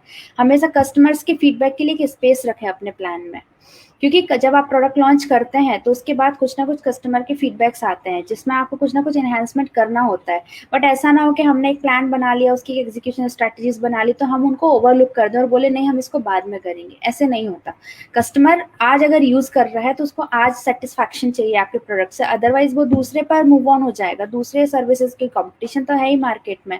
सो always have this space in your plan and in your execution कि if something comes up suddenly, आपके कस्टमर का या तो फीडबैक आ रहा है या कुछ चीज आपके सामने सडनली आ गई है, तो उसके लिए भी स्पेस हो to have to consider in your execution plan. So at the end, the strong team and right execution ensures the best product in market and user satisfaction. And if your customer is happy, nothing can stop a startup in matching the business KPIs. तो अगर आपका execution अच्छा है तो definitely आपके customers, जैसे for example अगर हम फ्लिपकार्ट और अमेजोन को कंपेयर करें तो हर बंदा अमेजोन के पास जाता है, इसलिए जाता है क्योंकि उसका कस्टमर सर्विसेज का एक्सपीरियंस बहुत अच्छा होता है। मेरा खुद का एक्सपीरियंस फ्लिपकार्ट अमेजोन के साथ बहुत अच्छा रहा है। तो कहीं ना कहीं उन्होंने जब स्ट्रैटेजीज बनाई होगी गो टू मार्केट स्ट्रैटेजीज में, उन्होंने कस्टमर सेटिस्फैक्शन को अटमोस्ट इंपॉर्टेंस दी, तब जाके उन्होंने सारी स्ट्रैटेजीज वैसी बनाई और उस चीज को प्रायोरिटी दिया, तब जाके आज कस्टमर इतना सेटिस्फाइड है उनसे। So right execution matters. Shall I move on to the next slide?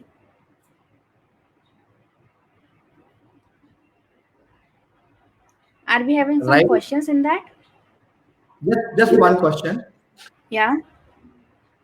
Regarding the strong team you mention, तो काफी लोगों को ये डाउट है कि एक छोटे शहर में जहाँ पे हमको टैलेंट तो बहुत ज्यादा है, लेकिन फिर भी एक राइट टीम बनाने में काफी समय लग जाता है, या एक तो गलत हायरिंग हो जाए तो पूरी टीम को इम्पैक्ट होता है। और राइट एग्जीक्यूशन के लिए having a stronger team is very important. आपने मेंशन भी किया है strong team and right execution. So what is the basis of forming a strong team for your startup? So strong team से मेरा मतलब है कि आपको हर एक फर्स्ट तो आपको पता होना चाहिए कि आपको आपके टीम मेंबर से क्या एक्सपेक्टेशन है। जैसे आपने एक लेवल ऑफ डेडिकेशन होता है, पैशन होता है, फिर आपका नॉलेज होता है, डोमेन नॉलेज होता है कि जिस डोमेन में आप उसको हायर कर रहे हो उस डोमेन में उसको कितना नॉलेज है। सेकंड होता है उसकी लर्निंग कैपेसिटीज, कि उसमें लर्निंग का कितना पैशन है, कि चलो आज उसको भले ही हमारे एक्सपेक्टेशन के अकॉर्डिंग से 10% 20% आता है, बट उस बंदे को आगे सीखने की एक विलिंगनेस है। थर्ड इज एटीट्यूड, कि उसमें क्या वो एटीट्यूड है जो एक स्टार्टअप टीम में होना चाहिए। स्टार्टअप्स में सिर्फ स्टार्टअप अलग नहीं होता है, स्टार्टअप में काम करने वाले लोग भी उतने ही अलग होते हैं। हर बंदा स्टार्टअप में काम नहीं कर सकता। जो बंदा एक 10 to 7 की जॉब में सेटल्ड है, एक ईयरली इंक्रीमेंट्स के लिए हैबिचुअल है, वो हो सकता है वो हर बंदा स्टार्टअप में नहीं काम करेगा। तो वो एक एटीट्यूड बहुत ज्यादा रिक्वायर्ड रहता है कि नहीं, मैं एक चैलेंज सीकर हूँ, एक चैलेंज सीकर ही स्टार्टअप में काम कर सकता है। सो वन, आपके पास क्लैरिटी हो कि आपको बंदे से क्या एक्सपेक्टेशन है, आपके पास रिटर्न में होनी चाहिए वो चीज़ कि मुझे इस रोल के लिए बंदा चाहिए, उसके पास ये कैपेबिलिटीज होनी चाहिए। सेकंड, उसके पास एक लर्निंग एटीट्यूड होना चाहिए, वो इतना पैशनेट हो कि जैसे आप दुनिया बदलना चाहते हो वो भी कहीं ना कहीं वही काम करना चाहता है। प्लस उसके बीच में और आपके बीच में एक म्यूचुअल अंडरस्टैंडिंग और एक ट्रस्ट होना चाहिए, एक कमिटमेंट होना चाहिए कि नहीं मैं लॉन्ग टर्म करना चाहता हूँ। हर बंदा नहीं करेगा, बट 10 में से 5 करेंगे, और ये हर स्टार्टअप गलती करता है। बट आपके कुछ कंपनी में कुछ 4 से 5 कोर टीम होनी चाहिए जो कभी ना हिले, मतलब कुछ भी हो जाए, भले नेक्स्ट 15-50 जो भी लोग आए, हो सकता है उसमें से एक भी ना बटे, बट आपको कुछ 5 लोग ऐसे बनाने होंगे जो कहीं नहीं जाएंगे। मतलब उनके साथ एक इतना स्ट्रॉन्ग बॉन्ड होना चाहिए, एक bond of trust and understanding, कि कुछ भी हो जाए, no matter whatever comes in the way, those 5 people are still there with us. So clarity, role clarity, attitude, learning capacity, ये सब आपको दे। और छोटी जगह पर भी ये मिलता है। जैसे हमको भी पहले ये लगता था कि इंदौर में हमको लोग बोलते थे कि आप मुंबई शिफ्ट हो जाओ, बैंगलोर, यहाँ टैलेंट नहीं मिलेगा। ऐसा नहीं होता। आप खुद भी देखोगे कि हमारे शहरों के बच्चे कई तो आउट ऑफ इंडिया भी जॉब कर रहे हैं, काम कर रहे हैं, तो वो टैलेंट ही तो है। बट देखना ये है क्या उस टैलेंट को आप जबलपुर में या आप इंदौर में ढूंढ पा रहे हो, क्या वो टैलेंट आप तक आ पा रहा है। और बहुत से ऐसे लोग होते हैं जो मजबूरी में बाहर जाते हैं जस्ट बिकॉज कि उनको अपॉर्चुनिटी नहीं मिलती। आपको ऐसे लोगों तक पहुंचना पड़ता है, आपको ऐसे लोगों को ढूंढना पड़ता है। वो लोग जब आपके पास आते हैं डेफिनेटली दे स्टे। डिफिकल्ट है बट इम्पॉसिबल नहीं है। हमने भी वैसे ही किया था। हमने जो हमारी टीम बनाई थी उस समय पर तो कोई इंजीनियर बाबू को ना जानता था, छोटा सा ऑफिस था, वो भी शेयर्ड स्पेस में था, अच्छी जगह पर भी नहीं था। तो हमने सोचा कि क्या करें, टीम कहाँ से लाएं। सो हमने भी यही देखा कि बहुत सारे बच्चे क्या होते हैं कि इंजीनियरिंग में सबके प्लेसमेंट्स हो जाते हैं, but there is always large number जो बच्चे प्लेसमेंट से रह जाते हैं। बट जरूरी तो नहीं कि वो सारे बच्चे जो प्लेसमेंट से रह गए वो अच्छे ना हो, उनमें से कुछ अच्छे भी होते हैं। अब उन अच्छों को कैसे ढूंढा जाए, तो हमने फ्री में ट्रेनिंग क्लासेस लॉन्च की, एंड्रॉइड पर, iOS पर, वेब डिजाइनिंग पर, सभी में हमने फ्री ट्रेनिंग कोर्सेज निकाले। और उसमें हमें 10-10 15-15 बच्चे आते थे। अप्लाई बहुत सारे करते थे बट हम इंटरव्यू करके उसमें रखते थे, फ्री में उनको ट्रेनिंग देते थे, सर्टिफिकेट देते थे, और हर एक बैच में से 1 से 2 लोग हमको हमारे लिए मिल जाते थे। तो हर छोटी जगह पर आपको देखना पड़ता है कि आपके प्लेस के अकॉर्डिंग आप क्या स्ट्रैटेजीज बना सकते हो जिससे आपको एक टैलेंट फिल्टर आउट होके आपको मिले, बट पॉसिबल है। Aditi, just I want to borrow 1 minute of your session today to just to give an update to my viewers of Startup Pathshala. If with your permission, please. Yeah, sure. Yeah. So I mean, I just wanted to update you guys that we are having this 26th June को हमारा validatory है, and we'll have we just got a confirmation. मुझे just अभी mail पे मैंने check किया. Smriti Irani, the Union Cabinet minister of government of India, she'll be with us. और उन्होंने स्पेसिफिकली बोला कि मुझे वुमेन एंटरप्रेन्योर्स जितने भी हैं उन सभी से इंटरेक्शन करना है, and I will be taking questions from both male and female entrepreneur, but specially she will be looking forward to speak to the women entrepreneurs of Madhya Pradesh और the upcoming women entrepreneurs of Madhya Pradesh. So we'll be giving a chance to most of you to have a question to her directly, essay on this digital platform. So it's a good news. Be ready with your questions on 26th of June this month. We'll have Smriti Rani ji with us, and she'll be taking your questions. And on that day itself, we'll be doing the validatory session of Startup Kashmir. Thank you. Yes, Aditi. That's a great news. Yeah, it is. That's why I thought I should share this at that very moment only. That's great. Okay. Shall I move ahead? Yes, please. So now I'll just try कि मैं इसको short में explain कर सकूं. So agility is your ability to stay flexible. हम लोग के साथ क्या होता है कि हम एंटरप्रेन्योर्स बहुत ज़्यादा एडमेंट हो जाते हैं कुछ चीज़ों को लेके कि नहीं, हमने बहुत टाइम के बाद ये चीज़ ऐसे की है, हम ऐसे ही करेंगे, हम अपने आइडिया को भी ट्वीक नहीं करेंगे, हम कुछ भी चेंज नहीं करेंगे. जबकि क्या होता है, जब हम आइडिया लॉन्च भी करते हैं ना, तो बहुत सारी ऐसी चीज़ें होती है जो हमारे अकॉर्डिंग नहीं जाती. उस टाइम पर बहुत सारे लोग हमें सजेशन देते हैं, मेंटर्स भी सजेशन देते हैं, बट हम सबको इग्नोर कर देते हैं. सो आई रिकमेंड कि आप उसको इग्नोर नहीं करो. भले ही आप सबको फॉलो मत करो, सबको कंसिडर मत करो, but definitely have a look on this, क्योंकि there is always a scope of change in any sort of product and services. हमें वो चेंज करना भी चाहिए, क्योंकि टाइम के अकॉर्डिंग जो चीज़ चेंज नहीं होती वो ब्रेक हो जाती है. तो टाइम के अकॉर्डिंग आपको बहुत सारे चेंजेस आपके टाइम में आएंगे, टेक्नोलॉजी चेंज हो सकती है, तो जो आपने प्लान किया हो सकता है वैसे ना जाए, तो आपको नई टेक्नोलॉजी अडॉप्ट करनी चाहिए. जैसे नोकिया की स्टोरी तो हम सब जानते हैं कि नोकिया सबसे अच्छा प्रोडक्ट था, सबसे अच्छा हैंडसेट था, बट क्योंकि इनोवेट नहीं किया तो दूसरों ने मार्केट टुक ओवर कर लिया. सो अडॉप्शन बहुत फास्ट होना चाहिए टेक्नोलॉजीज का, हमें बेटर टेक्नोलॉजी यूज करनी चाहिए, इतना फ्लेक्सिबल होना चाहिए कि we can inculcate the new things in us. पहले हमारे थॉट्स में, फिर हमारे एक्शंस में, और फिर हमारी टीम तक वो चीज़ें जानी चाहिए. अगर हम जिद्दी रहेंगे कि नहीं हमें ऐसे ही करना है, वो स्टार्टअप ग्रो नहीं करता. और ये बहुत बड़ा चैलेंज है हमारे एमपी के लोगों में कि हम चेंज नहीं करते. पहली बात तो हम मेंटर्स तक ही नहीं जाते कि हम उनसे बोले, हम दूसरों से भी शेयर नहीं करते कि हमारा आइडिया क्या है. बहुत ज़्यादा कंजर्वेटिव रहता है नेचर.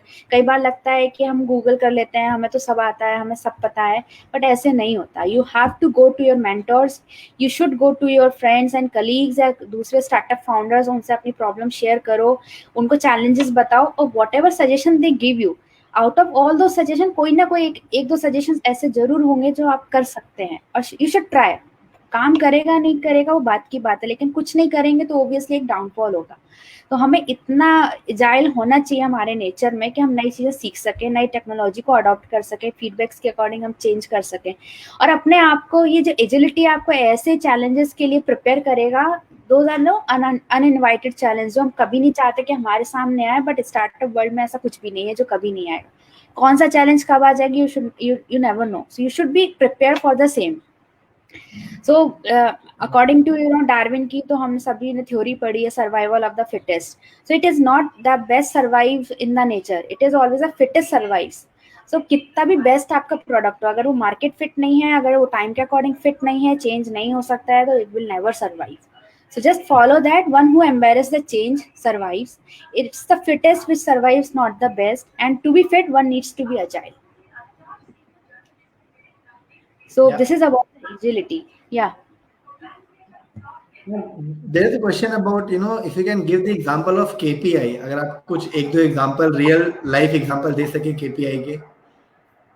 तो KPIs में कई बार होता है, फॉर एग्जांपल आप कुछ बेंचमार्क सेट करते हो अपने बिजनेस के लिए. KPIs are the key performance indicators, right. तो आपने कहा कि हम आज मेरे बिजनेस का रेवेन्यू इतना है, और bye the end of the next year I wanted, for example आज 3 करोड़ है, हम इसको bye the end of this year हम चाहते हैं कि 7 करोड़ हो. अब वो 7 करोड़ को आप ब्रेक करो कि 7 करोड़ तक पहुंचने के लिए हमें क्या क्या करना पड़ेगा. तो अब वो हमने नंबर्स के फॉर्म में हमने ब्रेक डाउन किया, फिर हम उनको क्वालिटेटिव फॉर्म में ब्रेक डाउन करते हैं. तो हमने कहा कि by the end of first quarter हमें इसके लिए 2 करोड़ तक पहुंचना है, फिर नेक्स्ट क्वार्टर तक हमें इसको 5 करोड़ तक लेके जाना है, फिर हमें कुछ दिन इसको सर्वाइव करना है. अब उन सब चीजें स्ट्रैटेजी बनाने में there has to be certain steps which needs to be taken. तो क्या होता है कि हमने एक बेंचमार्क सेट किया, फिर उससे रिलेटेड हम एक दूसरा बेंचमार्क सेट करते हैं. यूजुअली 3 KPIs रहती हैं हर बिजनेस में, कि पहले हमने कहा 7 करोड़ बनाना, अब वो 7 करोड़ बनाने के लिए हमें क्या करना है वो भी एक KPI है. कि वहां तक के लिए हो सकता है हमें लीडरशिप टीम में 10 लोगों को हायर करना पड़े।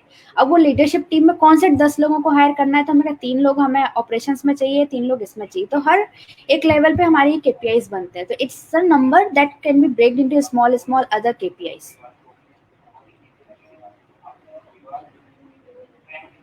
Yeah, I think we can also say milestone, Aditi. That is a another alternate word for that. आप छोटे छोटे गोल्स बना सकते हैं, अपने लक्ष्य निर्धारित कर सकते हैं कि आपको इन टाइम बाउंड में भी, आपको टाइम बाउंड गोल्स को हम केपीआई भी बोल सकते हैं कि आपको अगले 3 महीने में ये अचीव करना है, उसके बाद 3 महीने में वो अचीव करना है, ताकि उसके अकॉर्डिंग अपने आप प्लान बना सके। तो माइलस्टोन्स क्या होते हैं कि हाँ हम गोल्स को ब्रेक करते हैं, बट केपीआईज अगर मैं मोर टेक्निकल टर्म्स में बोलूँ तो बहुत क्लियरली डिफाइंड होते हैं। मतलब उसमें वेगनेस बिल्कुल नहीं होती, बहुत क्लियरली डिफाइंड होते हैं कि by the end of this time we should be doing this, we will be launching ourselves into this country and we would be having this much of revenue. बहुत ज्यादा specific होते हैं KPIs. This is the only difference between the milestones, कि हम उनको milestones बोल देते हैं कि हाँ हम यहाँ पहुंचेंगे, but KPI should be very specifically clearly mentioned.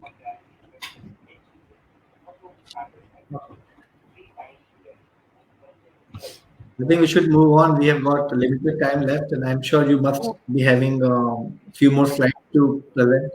Yes, it is. So, that fourth thing is about the processes. This is the thing that most of the entrepreneurs really hate. Really hate. We hate processes. हमें बहुत time लगता है इस चीज को। हो सकता है कि हम एचआर को पहले कुछ रिपोर्ट करें, फिर वो एचआर मैनेजमेंट तक जाए, फिर मैनेजमेंट बोले। इससे लगता है डायरेक्ट हम बात करके शॉर्ट आउट कर लेते हैं। बट यही एक प्रॉब्लम है जो सबसे ज्यादा प्रॉब्लम्स क्रिएट करती है when it comes to startup. अगर आपकी प्रोसेसेस इन प्लेस नहीं तो everything will go haywire. किसी को कुछ भी क्लियर नहीं रहेगा कि कहाँ करना है, कैसे करना है। और जब आप अगर प्रोसेस नहीं होगी तो आपके एब्सेंस में कंपनी एक दिन भी नहीं चल पाएगी, क्योंकि लोगों को पता ही नहीं कि चीजें होती कैसे हैं। There is always procedures and policies that helps guiding the team when in your absence, जो लोगों को गाइड करती है एवरी नाउ एंड देन कि आपको कैसे डिसीजंस लेने हैं, कैसे चीज़ों को आगे मूव फॉरवर्ड करना है, कैसे आगे परफॉर्म करना है, कैसे चीज़ों को रिपोर्ट करना है। तो हर एक इंडस्ट्री के अकॉर्डिंग, आपके बिजनेस के अकॉर्डिंग आपको प्रोसेस डिफाइन करनी होती है। आपको बिल्कुल पसंद नहीं आएगी, फिर भी आपको एक टाइम आएगा जब आपको अपने बिजनेस में प्रोसेसेस लानी पड़ेगी। इट इज सिंपल, क्या आपको लीव के लिए अप्लाई करना है, आपने बोल दिया कि मैं कल छुट्टी पर हूँ, ऐसे आप कब तक चलाओगे? आप कितनी बार ऐसे किसी को अलाउ करोगे, पेड लीव्स दोगे? बट अगर आपको उसका रिकॉर्ड रखना है तो आपको एक प्रोसेस होनी चाहिए कि you should apply to HR, HR will keep the reports. Process can be simple, can be complex, it depends कि आप कैसे, आपका बिजनेस किस इंडस्ट्री में है, आप उसको simplify as per your expectation कर सकते हो, but it should be there always. आपको प्रॉपर कम्युनिकेशन में हेल्प करता है कि आपको ऑर्गेनाइजेशन में, जब आपकी कंपनी थोड़ी बड़ी होती है, 10 लोगों से 20 लोग, 20 से 50 में जाती है, तो आपके अलग अलग डिपार्टमेंट्स बन जाते हैं। वो डिपार्टमेंट्स में आपस में कैसे कम्युनिकेट करेंगे? हो सकता है आपने मेल का अगर कोई प्रोसेस नहीं बना रखा, किसी प्रोजेक्ट मैनेजर ने बोल दिया कि आप ये काम कर देना, जब आप उसके पास गए तो वो बोलता है कि नहीं, मुझे उस प्रोजेक्ट मैनेजर ने ये पर्टिकुलर टास्क असाइन किया है। तो आप बोलोगे कि आपने किससे पूछ कर किया? वो बोलेगा उसने बोला तो मैंने कर दिया। बट आप सोचो कितना कंफ्यूजन होगा, जबकि आपका जो टास्क था वो हो सकता है ज्यादा इंपॉर्टेंट हो। तो there has to be the process जो डिफाइन करता है कि कौन से प्रायोरिटी टास्क है, कौन सा सेकंड प्रायोरिटी टास्क है, और उस एक पर्टिकुलर बंदे को किससे रिपोर्टिंग लेनी है, किसको रिपोर्टिंग देनी है। So for proper communication processes is required. Desired outcome के लिए प्रोसेस होनी चाहिए, अदरवाइज आपको वो कभी डिजायर्ड आउटकम नहीं मिलेगा अगर प्रोसेस नहीं है आपके पास। तो स्ट्रीमलाइन कम्युनिकेशन प्रोसेस की वजह से आप प्रॉपर रिसोर्सेज का यूज कर पाते हो। आपके पास डिफाइंड होता है कि हाँ इन चीज़ों को हमें कैसे कैसे यूटिलाइज करना है, पहले से रिटर्न होता है। हर एक बंदे को पता होता है कि ऐसे टाइम पे कैसे डिसीजन लेना है, किसको कौन सा रिसोर्स अलोकेट करना है। आपके पास आए कि हाँ ये बंदा अच्छा काम नहीं कर रहा है तो इसके लिए डिसीजन आगे एचआर के पास जाना है। तो हर एक चीज़ की प्रोसेस होती है। वो बंदा बोलेगा कि इस बेसिस पे बोल रहे हो कि मेरा परफॉर्मेंस अच्छा नहीं है, you should be having the performance management system. तो ये प्रोसेसेस एक टाइम के बाद रिक्वायर्ड होती ही होती है। तो अगर आपको कितनी भी नापसंद हो, you should be having the process in place. So if you look around, जितने भी SaaS बेस्ड प्रोडक्ट्स हम यूज करते हैं आज की डेट में ऑटोमेट करने के लिए या हमारी ईजिंग हेल्प एड के लिए, तो आप देखोगे they are are nothing just a process in a technological or in a design format. इसलिए ये इतने इंपॉर्टेंट है। That's why lot of SaaS companies are doing good even these days. Work from home इसीलिए possible हो पाए क्योंकि आज हमारे पास प्रोसेस है। हर एक जो सॉफ्टवेयर बनता है वो एक पर्टिकुलर प्रोसेस को फॉलो करता है, पर्टिकुलर एक नेसेसिटी को फॉलो करता है। That's why we should be having process. आज हम भी वर्क फ्रॉम होम कर रहे हैं तो हमारे पास क्योंकि एक प्रोसेस है कि हाँ आज 70-100 लोगों की टीम है तो कैसे मैनेज करेगा, मैं अकेले नहीं कर सकती, तो हमारे पास है कि हाँ ये प्रोजेक्ट मैनेजर्स हैं, इनको बाकी की टीम रिपोर्ट करेगी, कुछ टीम हो सकता है डायरेक्ट एचआर को रिपोर्ट करेगी, तो हमारी पूरी प्रोसेस है। दैट्स व्हाई चीज़ें आगे बढ़ पाती हैं और सेल्फ सस्टेनेबल मोड पर जा पाती हैं। Shall I move on to the next slide? Yes, please. So this is delegation and automation. This is the most important point. हम डेलीगेशन नहीं कर पाते हैं, हमें डर लगता है कि आज हम जो रिस्पॉन्सिबिलिटी हैंडल कर रहे हैं अगर हमने कल वहाँ पर ये चीज़ किसी और के कंधों पर डाली वो उतनी एफिशिएंसी के साथ कर पाएगा नहीं कर पाएगा। हम ट्रस्ट भी नहीं कर पाते, ऐसा नहीं कि बंदा अच्छा नहीं है, बट हम ट्रस्ट नहीं कर पाते हैं कि वो उतनी एफिशिएंसी से करेगा ही नहीं करेगा। बट आप इट इज़ इनएविटेबल, आप अगर डेलीगेशन नहीं करोगे तो आपके एब्सेंस में कभी काम हो नहीं पाएगा और कभी भी आप सेल्फ सस्टेनेबल मोड में जा ही नहीं पाएंगे। You have to trust leadership, leaders can't work without trusting. You have to trust, भले ही आपको उसको ट्रेनिंग देनी पड़े, उस गलतियां भी होंगी लोगों से, आपको वो गलतियां सुधारनी भी पड़ेगी, बट आपको डेलीगेशन हर हाल में करना पड़ेगा। यू नीड टू लर्न, सीखना पड़ता है कि how to delegate properly. You need to read books about it, you need to read articles, leaders से, आपको मेंटोर से बात करना पड़ेगा कि हम अपने पावर्स को कैसे धीरे धीरे डेलीगेट करें। विदाउट डेलीगेशन आप कभी ग्रो नहीं कर पाएंगे, स्केल नहीं कर पाएंगे, क्योंकि आपकी सबसे बड़ी रिस्पॉन्सिबिलिटी बिजनेस को ग्रो कराना। बट अगर आप छोटे छोटे डिसीजंस भी खुद लेते रहेंगे तो आप कभी भी आपकी बिजनेस को ग्रोथ के लिए आप अपना टाइम दे ही नहीं पाएंगे, क्योंकि once you grow from a team of 20 to 30 to 40-50 आपके पास इतना टाइम ही नहीं बचेगा कि आप बिजनेस के बारे में सोच पाओ। That's where the delegation comes in. अब आपको डेलीगेट करना है और हो सकता है बहुत सी ऐसी चीज़ें जो ऑटोमेट भी हो सकती हैं, बट हमारा जो ह्यूमन ब्रेन है वो इतना ज़्यादा एडमेंट होता है कि हम नई चीज़ें बहुत इजीली एक्सेप्ट नहीं करते। मेरे साथ भी होता है, हम सबके साथ होता है, कोई भी नई चीज़ आती है, मार्केट में इतने सारे टूल्स अवेलेबल है, बट हमें लगता है why to spend money on it. Google drive है हमारे पास, गूगल डॉक्स है, एक्सेल शीट है, हम इन्हीं पर कर लेते हैं। बट नहीं, प्रोजेक्ट मैनेजमेंट के लिए अगर कोई टूल है तो वो सिर्फ प्रोजेक्ट मैनेजमेंट के लिए बनाया गया है, तो हमें वो यूज़ करना चाहिए। उसको सीखने में हमें टाइम लगेगा बट वो हमारी पूरी प्रोसेस ऑटोमेट कर देगा। मुझे बहुत डिफिकल्टी होती है जब भी कोई नया टूल आता है। Mayank is very automation friendly, वो हर एक चीज़ के लिए टूल ढूंढता है। उनको बोलते हैं जब मार्केट में ऐसे टूल्स हैं जो हमारी प्रॉब्लम को सॉल्व कर सकते हैं, चीज़ों को ईजी कर सकते हैं, फास्ट कर सकते हैं, तो हम क्यों उनको एक्सेल में करते रहे। और हर बार मुझे ये लगता है यार एक फिर एक नई चीज़ आ गई सीखने के लिए। But today when I look back for in last 3 months we are working just because of that automation. अगर वो ऑटोमेशन हमारे पास नहीं होता तो हम इतने अच्छे से काम नहीं कर पाते, और वो डेलीगेशन नहीं होता तो हम प्रॉपरली चीज़ों को एग्जीक्यूट नहीं कर पाते। आज भी डिसीजंस हायरिंग के चल रहे हैं, लोगों के प्रमोशंस भी हो रहे हैं, सब कुछ हो रहा है एज इट इज़ हो रहा है क्योंकि I have delegated this automated. बहुत सारे टूल्स ऐसे अवेलेबल है। ऑटोमेशन आपको एक आपके कॉम्पिटिटर पे एक्स्ट्रा एज देता है। There are many IT companies, but आप आज अगर इंजीनियर बाबू को जानते हैं तो इसीलिए क्योंकि हमने कुछ अलग किया है दूसरों से। इंदौर में ये ऑलमोस्ट 700-800 आईटी कंपनीज हैं, बट उस ऑटोमेशन की वजह से आज हम अपना टाइम बचा पाते हैं, हम अपने बिजनेस के एक्सपांशन में ध्यान दे पाते हैं। हमारा एक प्रोडक्ट मार्केट में आ रहा है जुलाई में, अगर हमने वो डेलीगेशन ऑटोमेशन नहीं किया होता तो हम ड्यूरिंग दिस पेंडेमिक हम नया प्रोडक्ट बना ही नहीं पाते। हमारा तो प्रोडक्ट डेवलपमेंट ही मार्च से स्टार्ट हुआ after the lockdown.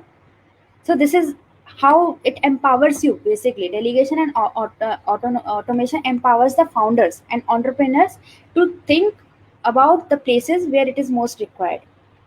There should be innovation. हाँ, डेलीगेशन में आप अपने अकॉर्डिंग इनोवेशन कर सकते हैं। Entrepreneurs are known for innovation, तो आप कुछ भी नए तरीके से ढूंढ सकते हो, कट शॉर्ट कर सकते हो, कुछ नया प्रोफाइल क्रिएट कर सकते हो। It's up to you, but it should be there. So when you empower your people, delegation also empowers you and eventually empowers your people. आप लोगों को एक पावर देते हो कि हाँ आप इस टाइप का डिसीजन ले सकते हो, आपके पास पावर है, और गलती गलत हो तो भी you have to give them another chance. और basically by giving delegation you are multiplying your version. आप अपना एक पार्ट मल्टीप्लाई कर रहे होते हो लोगों में, तो आपके पास जो 10 रिस्पॉन्सिबिलिटीज है, नाउ 10 people are handling, अब आपके पास एक रिस्पॉन्सिबिलिटी बिजनेस को ग्रो कराने की। This is how it helps. So eventually more people will think and act the way you do. This is the key to growth. One need to overcome insecurities. Mistakes होने के chances 100% होते हैं, लोग गलती करेंगे, आपको वो बेयर करना पड़ेगा, क्योंकि अगर आप उनको गलती करने की फ्रीडम नहीं दोगे और इस डर से अगर आप डेलीगेट नहीं करोगे, आप बिजनेस ही ग्रो नहीं कर पाओगे। Eventually the motive of having a startup will be out. So वो इनसिक्योरिटी को आपको ओवरकम करना पड़ेगा, लोगों को डेलीगेशन करना ही पड़ेगा, पावर देना ही पड़ेगा. So, are there any questions or shall I move to next slide? There are questions, but we already overshooted by 5 minutes. We can go, maybe we can take 5 more minutes, 5 to 7 more minutes, in the best interest of everybody's time. Or maybe then we can take, because we have so many questions for you. So we need some of your time to answer those questions as well. So let me explain them in short. Okay. So next thing is mentors. Yeah. तो we are not very open up to have mentors. मैंने बहुत सारे startups के साथ इंदौर में भी देखा है कि हम बहुत ज़्यादा मेंटर्स के पास नहीं जाते हैं, हम मेंटर्स कंसिडर ही नहीं करते हैं. ओपन अप होना तो दूर की बात है, but it is always helpful. हमारे पास भी मेंटर्स हैं, as you can see on the slide. I have mention few of the mentors. They are amazing people, और आज अगर हम यहाँ हैं तो because of them. They have guided us at the right time कि नहीं, you should do this. Future ready करते हैं मेंटर्स. उन्होंने वो देखा है जो हमने नहीं देखा है, एंड दे नो कि एग्जैक्टली कहाँ मिस्टेक हो सकती है. उन्होंने भी वो मिस्टेक, जैसे आज मैं आपको कुछ बता पा रही हूँ बिकॉज मैंने कुछ मिस्टेक किया, हमारे मेंटर्स उससे भी आगे हैं, तो उनके पास वो नॉलेज है जो हमने नहीं देखा है. तो it is always good to have mentors. लोगों के पास जाओ, उनको रिस्पेक्ट दो, उनकी टाइम की वैल्यू दो. Eventually mentor chooses you. तो आप जब ये दिखाते हो कि आप पैशनेट हो, तभी मेंटर आपके सामने आपको अपना टाइम देने के लिए रेडी होते हैं. And mentors can make you grow and scale. Mentors के अलावा आप ग्रो एंड स्केल नहीं कर सकते. Scale will never be there if there are no mentors. So mentors are important. Listen to them and respect their time and respect their presence. कोई बहुत बड़ा आदमी नहीं चाहिए आपको, बहुत सुपर फेमस, सुपर सक्सेसफुल, जिसके साथ आपकी अंडरस्टैंडिंग है, जिसने आपके तरह आपकी इंडस्ट्री में बिजनेस को ग्रो किया है, 0 to एक लेवल पे पहुंचाया है, that every person can help you. But आपको बार बार उनसे डिस्कस करना पड़ेगा. Only then you will get to know कि हाँ, दिस इज अ पर्सन जिसके साथ मेरी अंडरस्टैंडिंग है. Next is hire expert. ये गलतियां हम सब करते हैं, हम एक्सपर्ट्स हायर नहीं करते. हमें लगता है ये एक बहुत बड़ी कॉस्ट है, 5-10 लोग उन कंपनी तक, तो हमें लगता है कि एचआर क्यों हायर करना, 5-10 लोग ही तो है. बट एचआर का काम एचआर ही कर सकता है.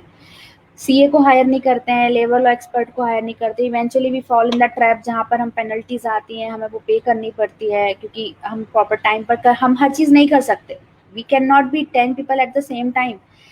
लीडरशिप टीम के लिए लगता है कि यार बहुत ज़्यादा पैकेज पर लोग आते हैं, बट वो जो काम कर सकते हैं वो और कोई नहीं कर सकता. आप उनका काम कर सकते हो, आप एचआर बन सकते हो, सीए बन सकते हो क्या, बट सीए और एक एचआर क्या एक फाउंडर का काम कर सकता है? कभी नहीं कर सकता. द वे यू डू, एक फाउंडर जिस एनर्जी, जिस पैशन से कंपनी को ग्रो करा सकता है, कोई और नहीं करा सकता. तो आपको अगर अपना टाइम बचाना है तो आपको एचआर की जगह एचआर हायर करना चाहिए, सीए की जगह सीए, और अपना टाइम बचाना चाहिए. आप, क्योंकि सिर्फ आप हैं जो कंपनी को ग्रो कर सकते हैं. HR and CA will not do. So do not try to do each and everything by yourself. एक टाइम आएगा जहाँ पर आपको एक्सपर्ट्स हायर करने चाहिए, and that is not an expense. It is an investment that will be having a sure short return. So invest today and you will definitely get return out of it. And that too in a shorter span of time. बहुत ज़्यादा time नहीं, आपको 1 साल में ही difference दिख जाएगा कि उस टाइम जो आपने बचाया, आपने कंपनी को कितना ग्रो किया. और उसी द अदर साइड एचआर अपने proper policies and procedure follow करता है, तो एक प्रॉपर प्रोफेशनलिज्म मेंटेन होता है कंपनी में. सीए अपना काम करता है, प्रॉपर आपके फाइनेंसेस एंड टैक्सेस पूरे ऑन टाइम पे होते हैं. लीडरशिप टीम, मार्केटिंग वाला मार्केटिंग करेगा, प्रोडक्ट वाला प्रोडक्ट बनाएगा, एंड यू विल सी कि how beautifully you are growing your startup. Hire from domain expert. read. हम लोग बहुत स्टडी करते हैं. हम यहाँ से रह के अगर ग्लोबल नॉलेज ले सकते हैं तो this is why only reading. And I always prefer books over articles, क्योंकि बुक्स थॉरली रिसर्च्ड होती हैं, वेल इंटरव्यूड होती हैं. तो बुक्स जितना आप पढ़ सकते हो आप पढ़ो, जितना ज़्यादा आप आर्टिकल्स पढ़ सकते हो, वीडियोस देख सकते हो, ऑनलाइन कोर्सेज कर सकते हो. आजकल सब कुछ अवेलेबल है in just few rupees, few hundred rupees. And founders को बेसिकली सब कुछ पता होना चाहिए. भले ही मैंने बोला कि आप एक्सपर्ट्स हायर करो, बट आप सही एक्सपर्ट तभी हायर कर पाओगे जब आपको पता होगा कि आपको उनसे करना क्या है.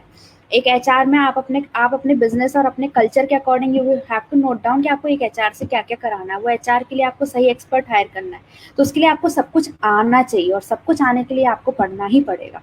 बुक्स पढ़ो या वीडियोस देखो, कैसे भी करो, आपको नॉलेज सब होनी चाहिए, भले you are having an expert to do that job and to do the task. So you can only make money if you know all, because only then you can hire right person for that position role. Learning has no ends for an entrepreneur. You should always be on the on the journey of learning.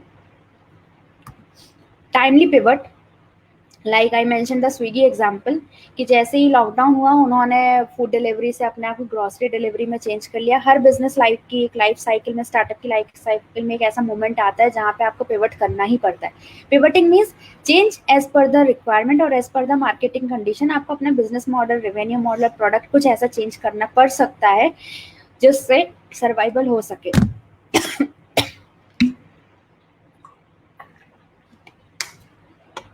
So as a time per, we should not be adamant and we should not refuse to accept the change. We should accept the change and take some time, plan it and then pivot. Time लो, आराम से सोचो, फिर उस accordingly आप changes करो अपने business model में, ऑपरेटिंग मॉडल में, wherever it is required. Pivoting is the best practice to fight the tough time. So like Shop Kirana and Swiggy, Cult, Fitness, Reliance Fresh, even Reliance Fresh, such a big company, they have pivoted their model and delivered online. तो हर एक business की life cycle में एक time आता है जब pivot करना होता है. Pivoting is changing the business model, operational model, whichever wherever the change is required. Last one is fitness, most overlook thing and most important. हमने बहुत सारे ऐसे वर्ल्ड लीडर्स को देखा है जो सुबह उठते हैं, मेडिटेशन करते हैं, वर्कआउट करते हैं, फिर अपने काम पर ध्यान देते हैं. क्यों करते हैं? क्योंकि कहीं ना कहीं जब आप अपनी फिटनेस पर, अपनी बॉडी, अपने माइंड पर ध्यान देते हैं, तभी आप सही डिसीजन ले पाते हैं. सही important decision, the right decision is very crucial for the startup growth. अगर आपने डिसीजन सही नहीं लिए, गलत डिसीजन ऑल द टाइम लिए, तो आप अपॉर्चुनिटीज लूज करेंगे, कभी ग्रो नहीं कर पाएंगे. तो take the right decision, you have to be in the right senses and that's where the fitness comes in. So fitness helps in maintaining high energy and motivation, and because a startup does not take only 100%, it takes more than 200%. And how to balance culture, the things that work at, जो चीज़ 20 लोगों में काम करती है वो 40 लोगों में काम नहीं करेगी. तो आपको आपके कल्चर में ध्यान रख के ऐसी स्ट्रैटेजीज बनानी है जो large number of team size में भी काम कर सके. आपको हमेशा अपने कल्चर को सेंटर पॉइंट में रखना पड़ेगा while you are designing process and strategies and all the policies, कि आपका जो कल्चर है उसका कोर कहीं ना जाए. Everyone love to be respected और respect should be the soul of your startup. हर एक इंसान को रिस्पेक्ट मिलना चाहिए, एक केयर मिलनी चाहिए.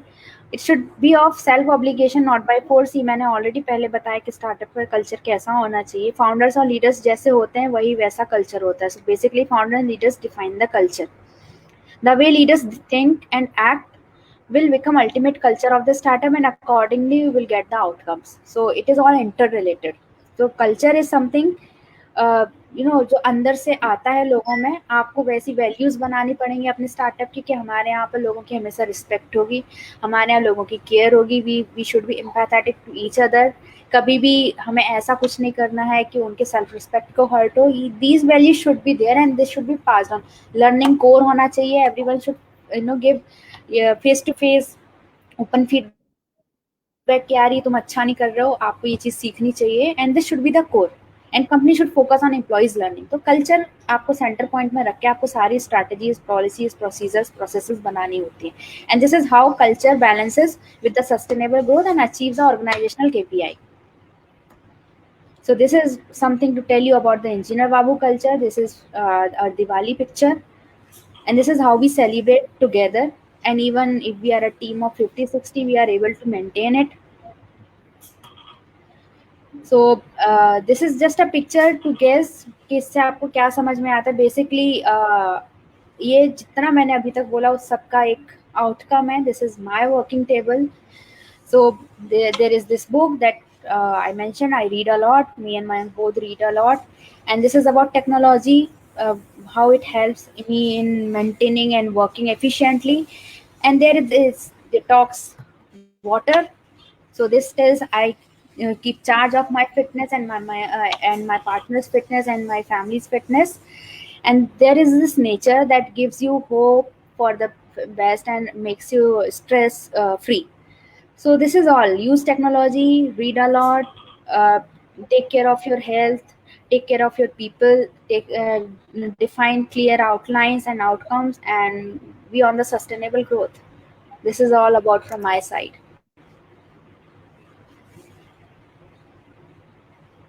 Yeah, thank you so much, Aditi, for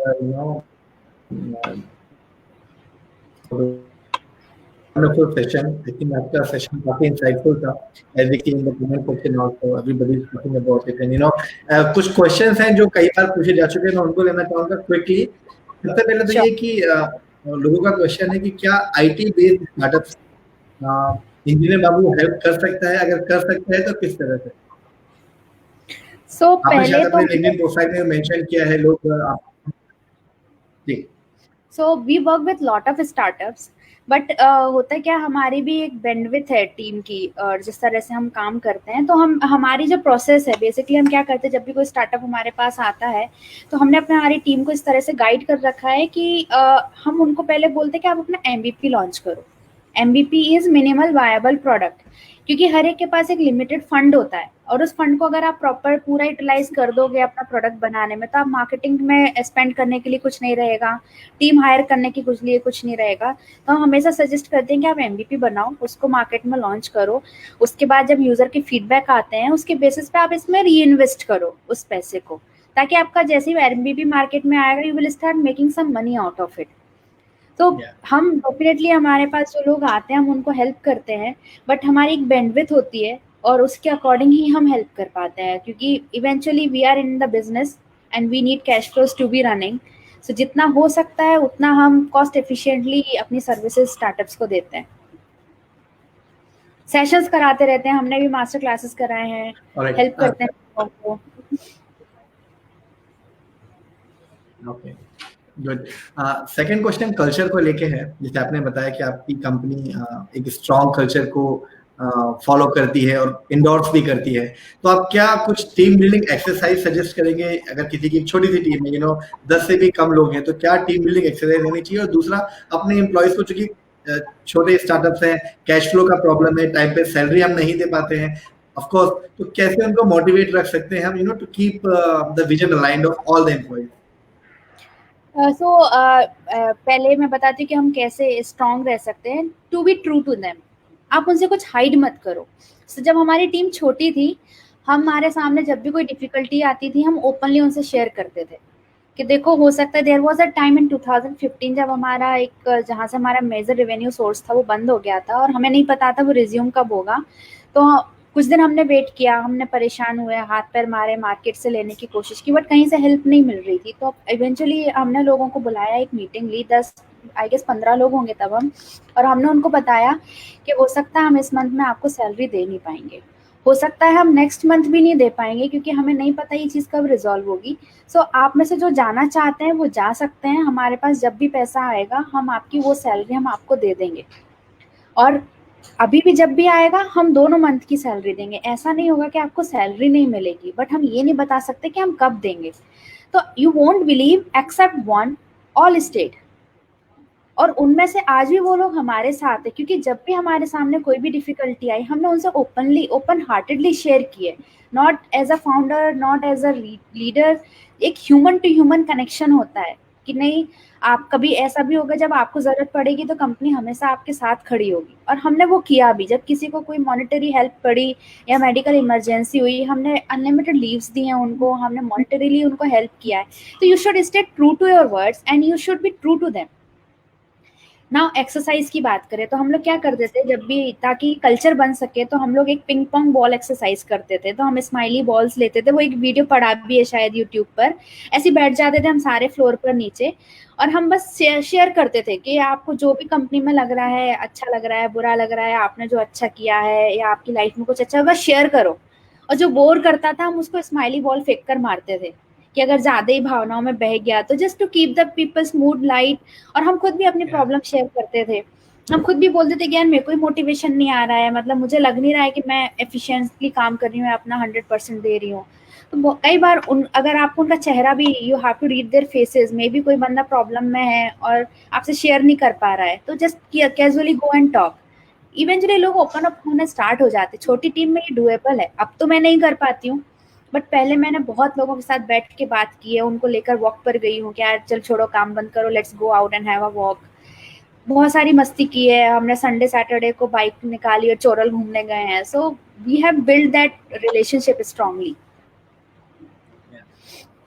तो क्वेश्चंस तो बहुत सारे हैं दीदी, I am sorry I can not take all the questions. काफी लोग जानना चाहते हैं इंजीनियर बाबू के बारे में। आप अपने क्लोजिंग रिमार्क्स में अगर आप मेंशन करना चाहें आपका यूएसपी या फिर आपका the crux of your startup, आप प्लीज मेंशन करें before we let you go. हम सारे एक्सपर्ट्स और मेंटोर से बोलते हैं कि one suggestion for our early stage startups. हम आपसे भी एक्सपेक्ट करेंगे कि in your closing concluding remarks आप प्लीज एक तो अपने इंजीनियर बाबू के बारे में आप थोड़ा सा प्रोडक्ट और यूएसपी के बारे में if you want to mention, you please mention that, and the word of advice for our early stage startups. So about Engineer Babu, अगर आप हमारी सर्विसेज की बात करोगे there is nothing unique about us, but अगर आप culture की बात करोगे this is the most unique. So IT services में लोग बोलते हैं कि कल्चर बन ही नहीं सकता है, मतलब आप किसी भी बात करोगे तो प्रोसेस होती है पूरी, इसके अलावा कुछ आउट ऑफ द बॉक्स करने को होता नहीं है। हम भी जब ऐसा करते थे लोग हमें भी बोलते थे कि तुम कहाँ ये सब कराने में लगोगे, कभी प्रॉफिटेबल नहीं हो पाओगे इतना ओपन कल्चर रख के। बट ऐसा नहीं है।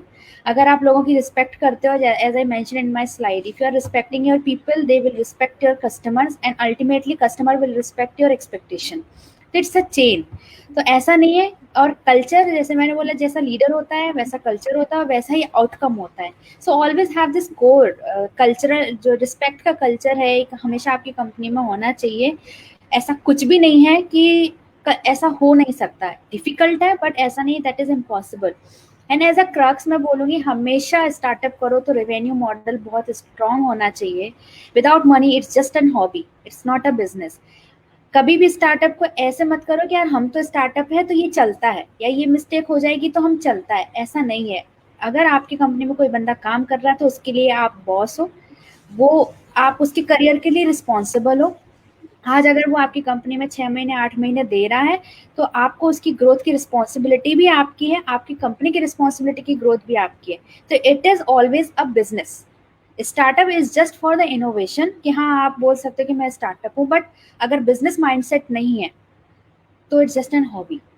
रेवेन्यू मॉडल भी होना चाहिए, ग्रोथ भी होना चाहिए, और आपके लोगों की भी ग्रोथ होनी चाहिए, तभी वो आप एक सक्सेसफुल सस्टेनेबल स्टार्टअप बन पाओगे। ये माइंडसेट नहीं होना चाहिए यार हम तो छोटे हैं तो ठीक है ये मिस्टेक कर भी दी तो चलता है, कल के दिन हमें नहीं तुम कहीं और ज्वाइन कर लेना। नहीं, रिस्पॉन्सिबिलिटी है ये बहुत बड़ी। लोग आपके साथ हैं तो उनकी जिम्मेदारी है आपकी। That is actually motivation. जब आज हम देखते हैं कि यार हमारी वजह से इतने सारे लोगों का करियर बन रहा है तो वो अलग लेवल की रिस्पॉन्सिबिलिटी फील होती है। Wonderful having you, Aditi. It was a great session, and I'm sure viewers को भी बहुत अच्छा लगा है. And I'm sorry, guys, I cannot take all your questions. If you have any other question, you can shoot it to us. We will try to get it answer from Aditi. हम उनको email से answer देने की कोशिश करेंगे. You can also reach out to her, through social media network, of course. And, yes, you can reach out to me on LinkedIn. I'll try to help you out as much as I can. Yeah. Yes, and about the other questions of Startup Pathshala, आपके revenue और business model को लेके we'll talk about it because we're already late today. आपका before we declare the top 100 startup funding के लिए हम आपके business और revenue model पे हमारी टीम आपके साथ काम करेगी, और we have got about 7 days. इन 7 दिनों में आप सभी के we have got 750 entries, सभी के साथ startup और बिजनेस मॉडल और रेवेन्यू मॉडल पे काम करेंगे, और आपसे बात करने के बाद ही we will select the top 100 startups. Don't worry about those process things. That will be taken care for sure. So thank you, Aditi. Thank you so much for the session today. Thank you. And Thank you. it was a pleasure hosting you, and we look forward to see you again. Thank you. Welcome. All right. Thank you. Thanks, everyone. Take care.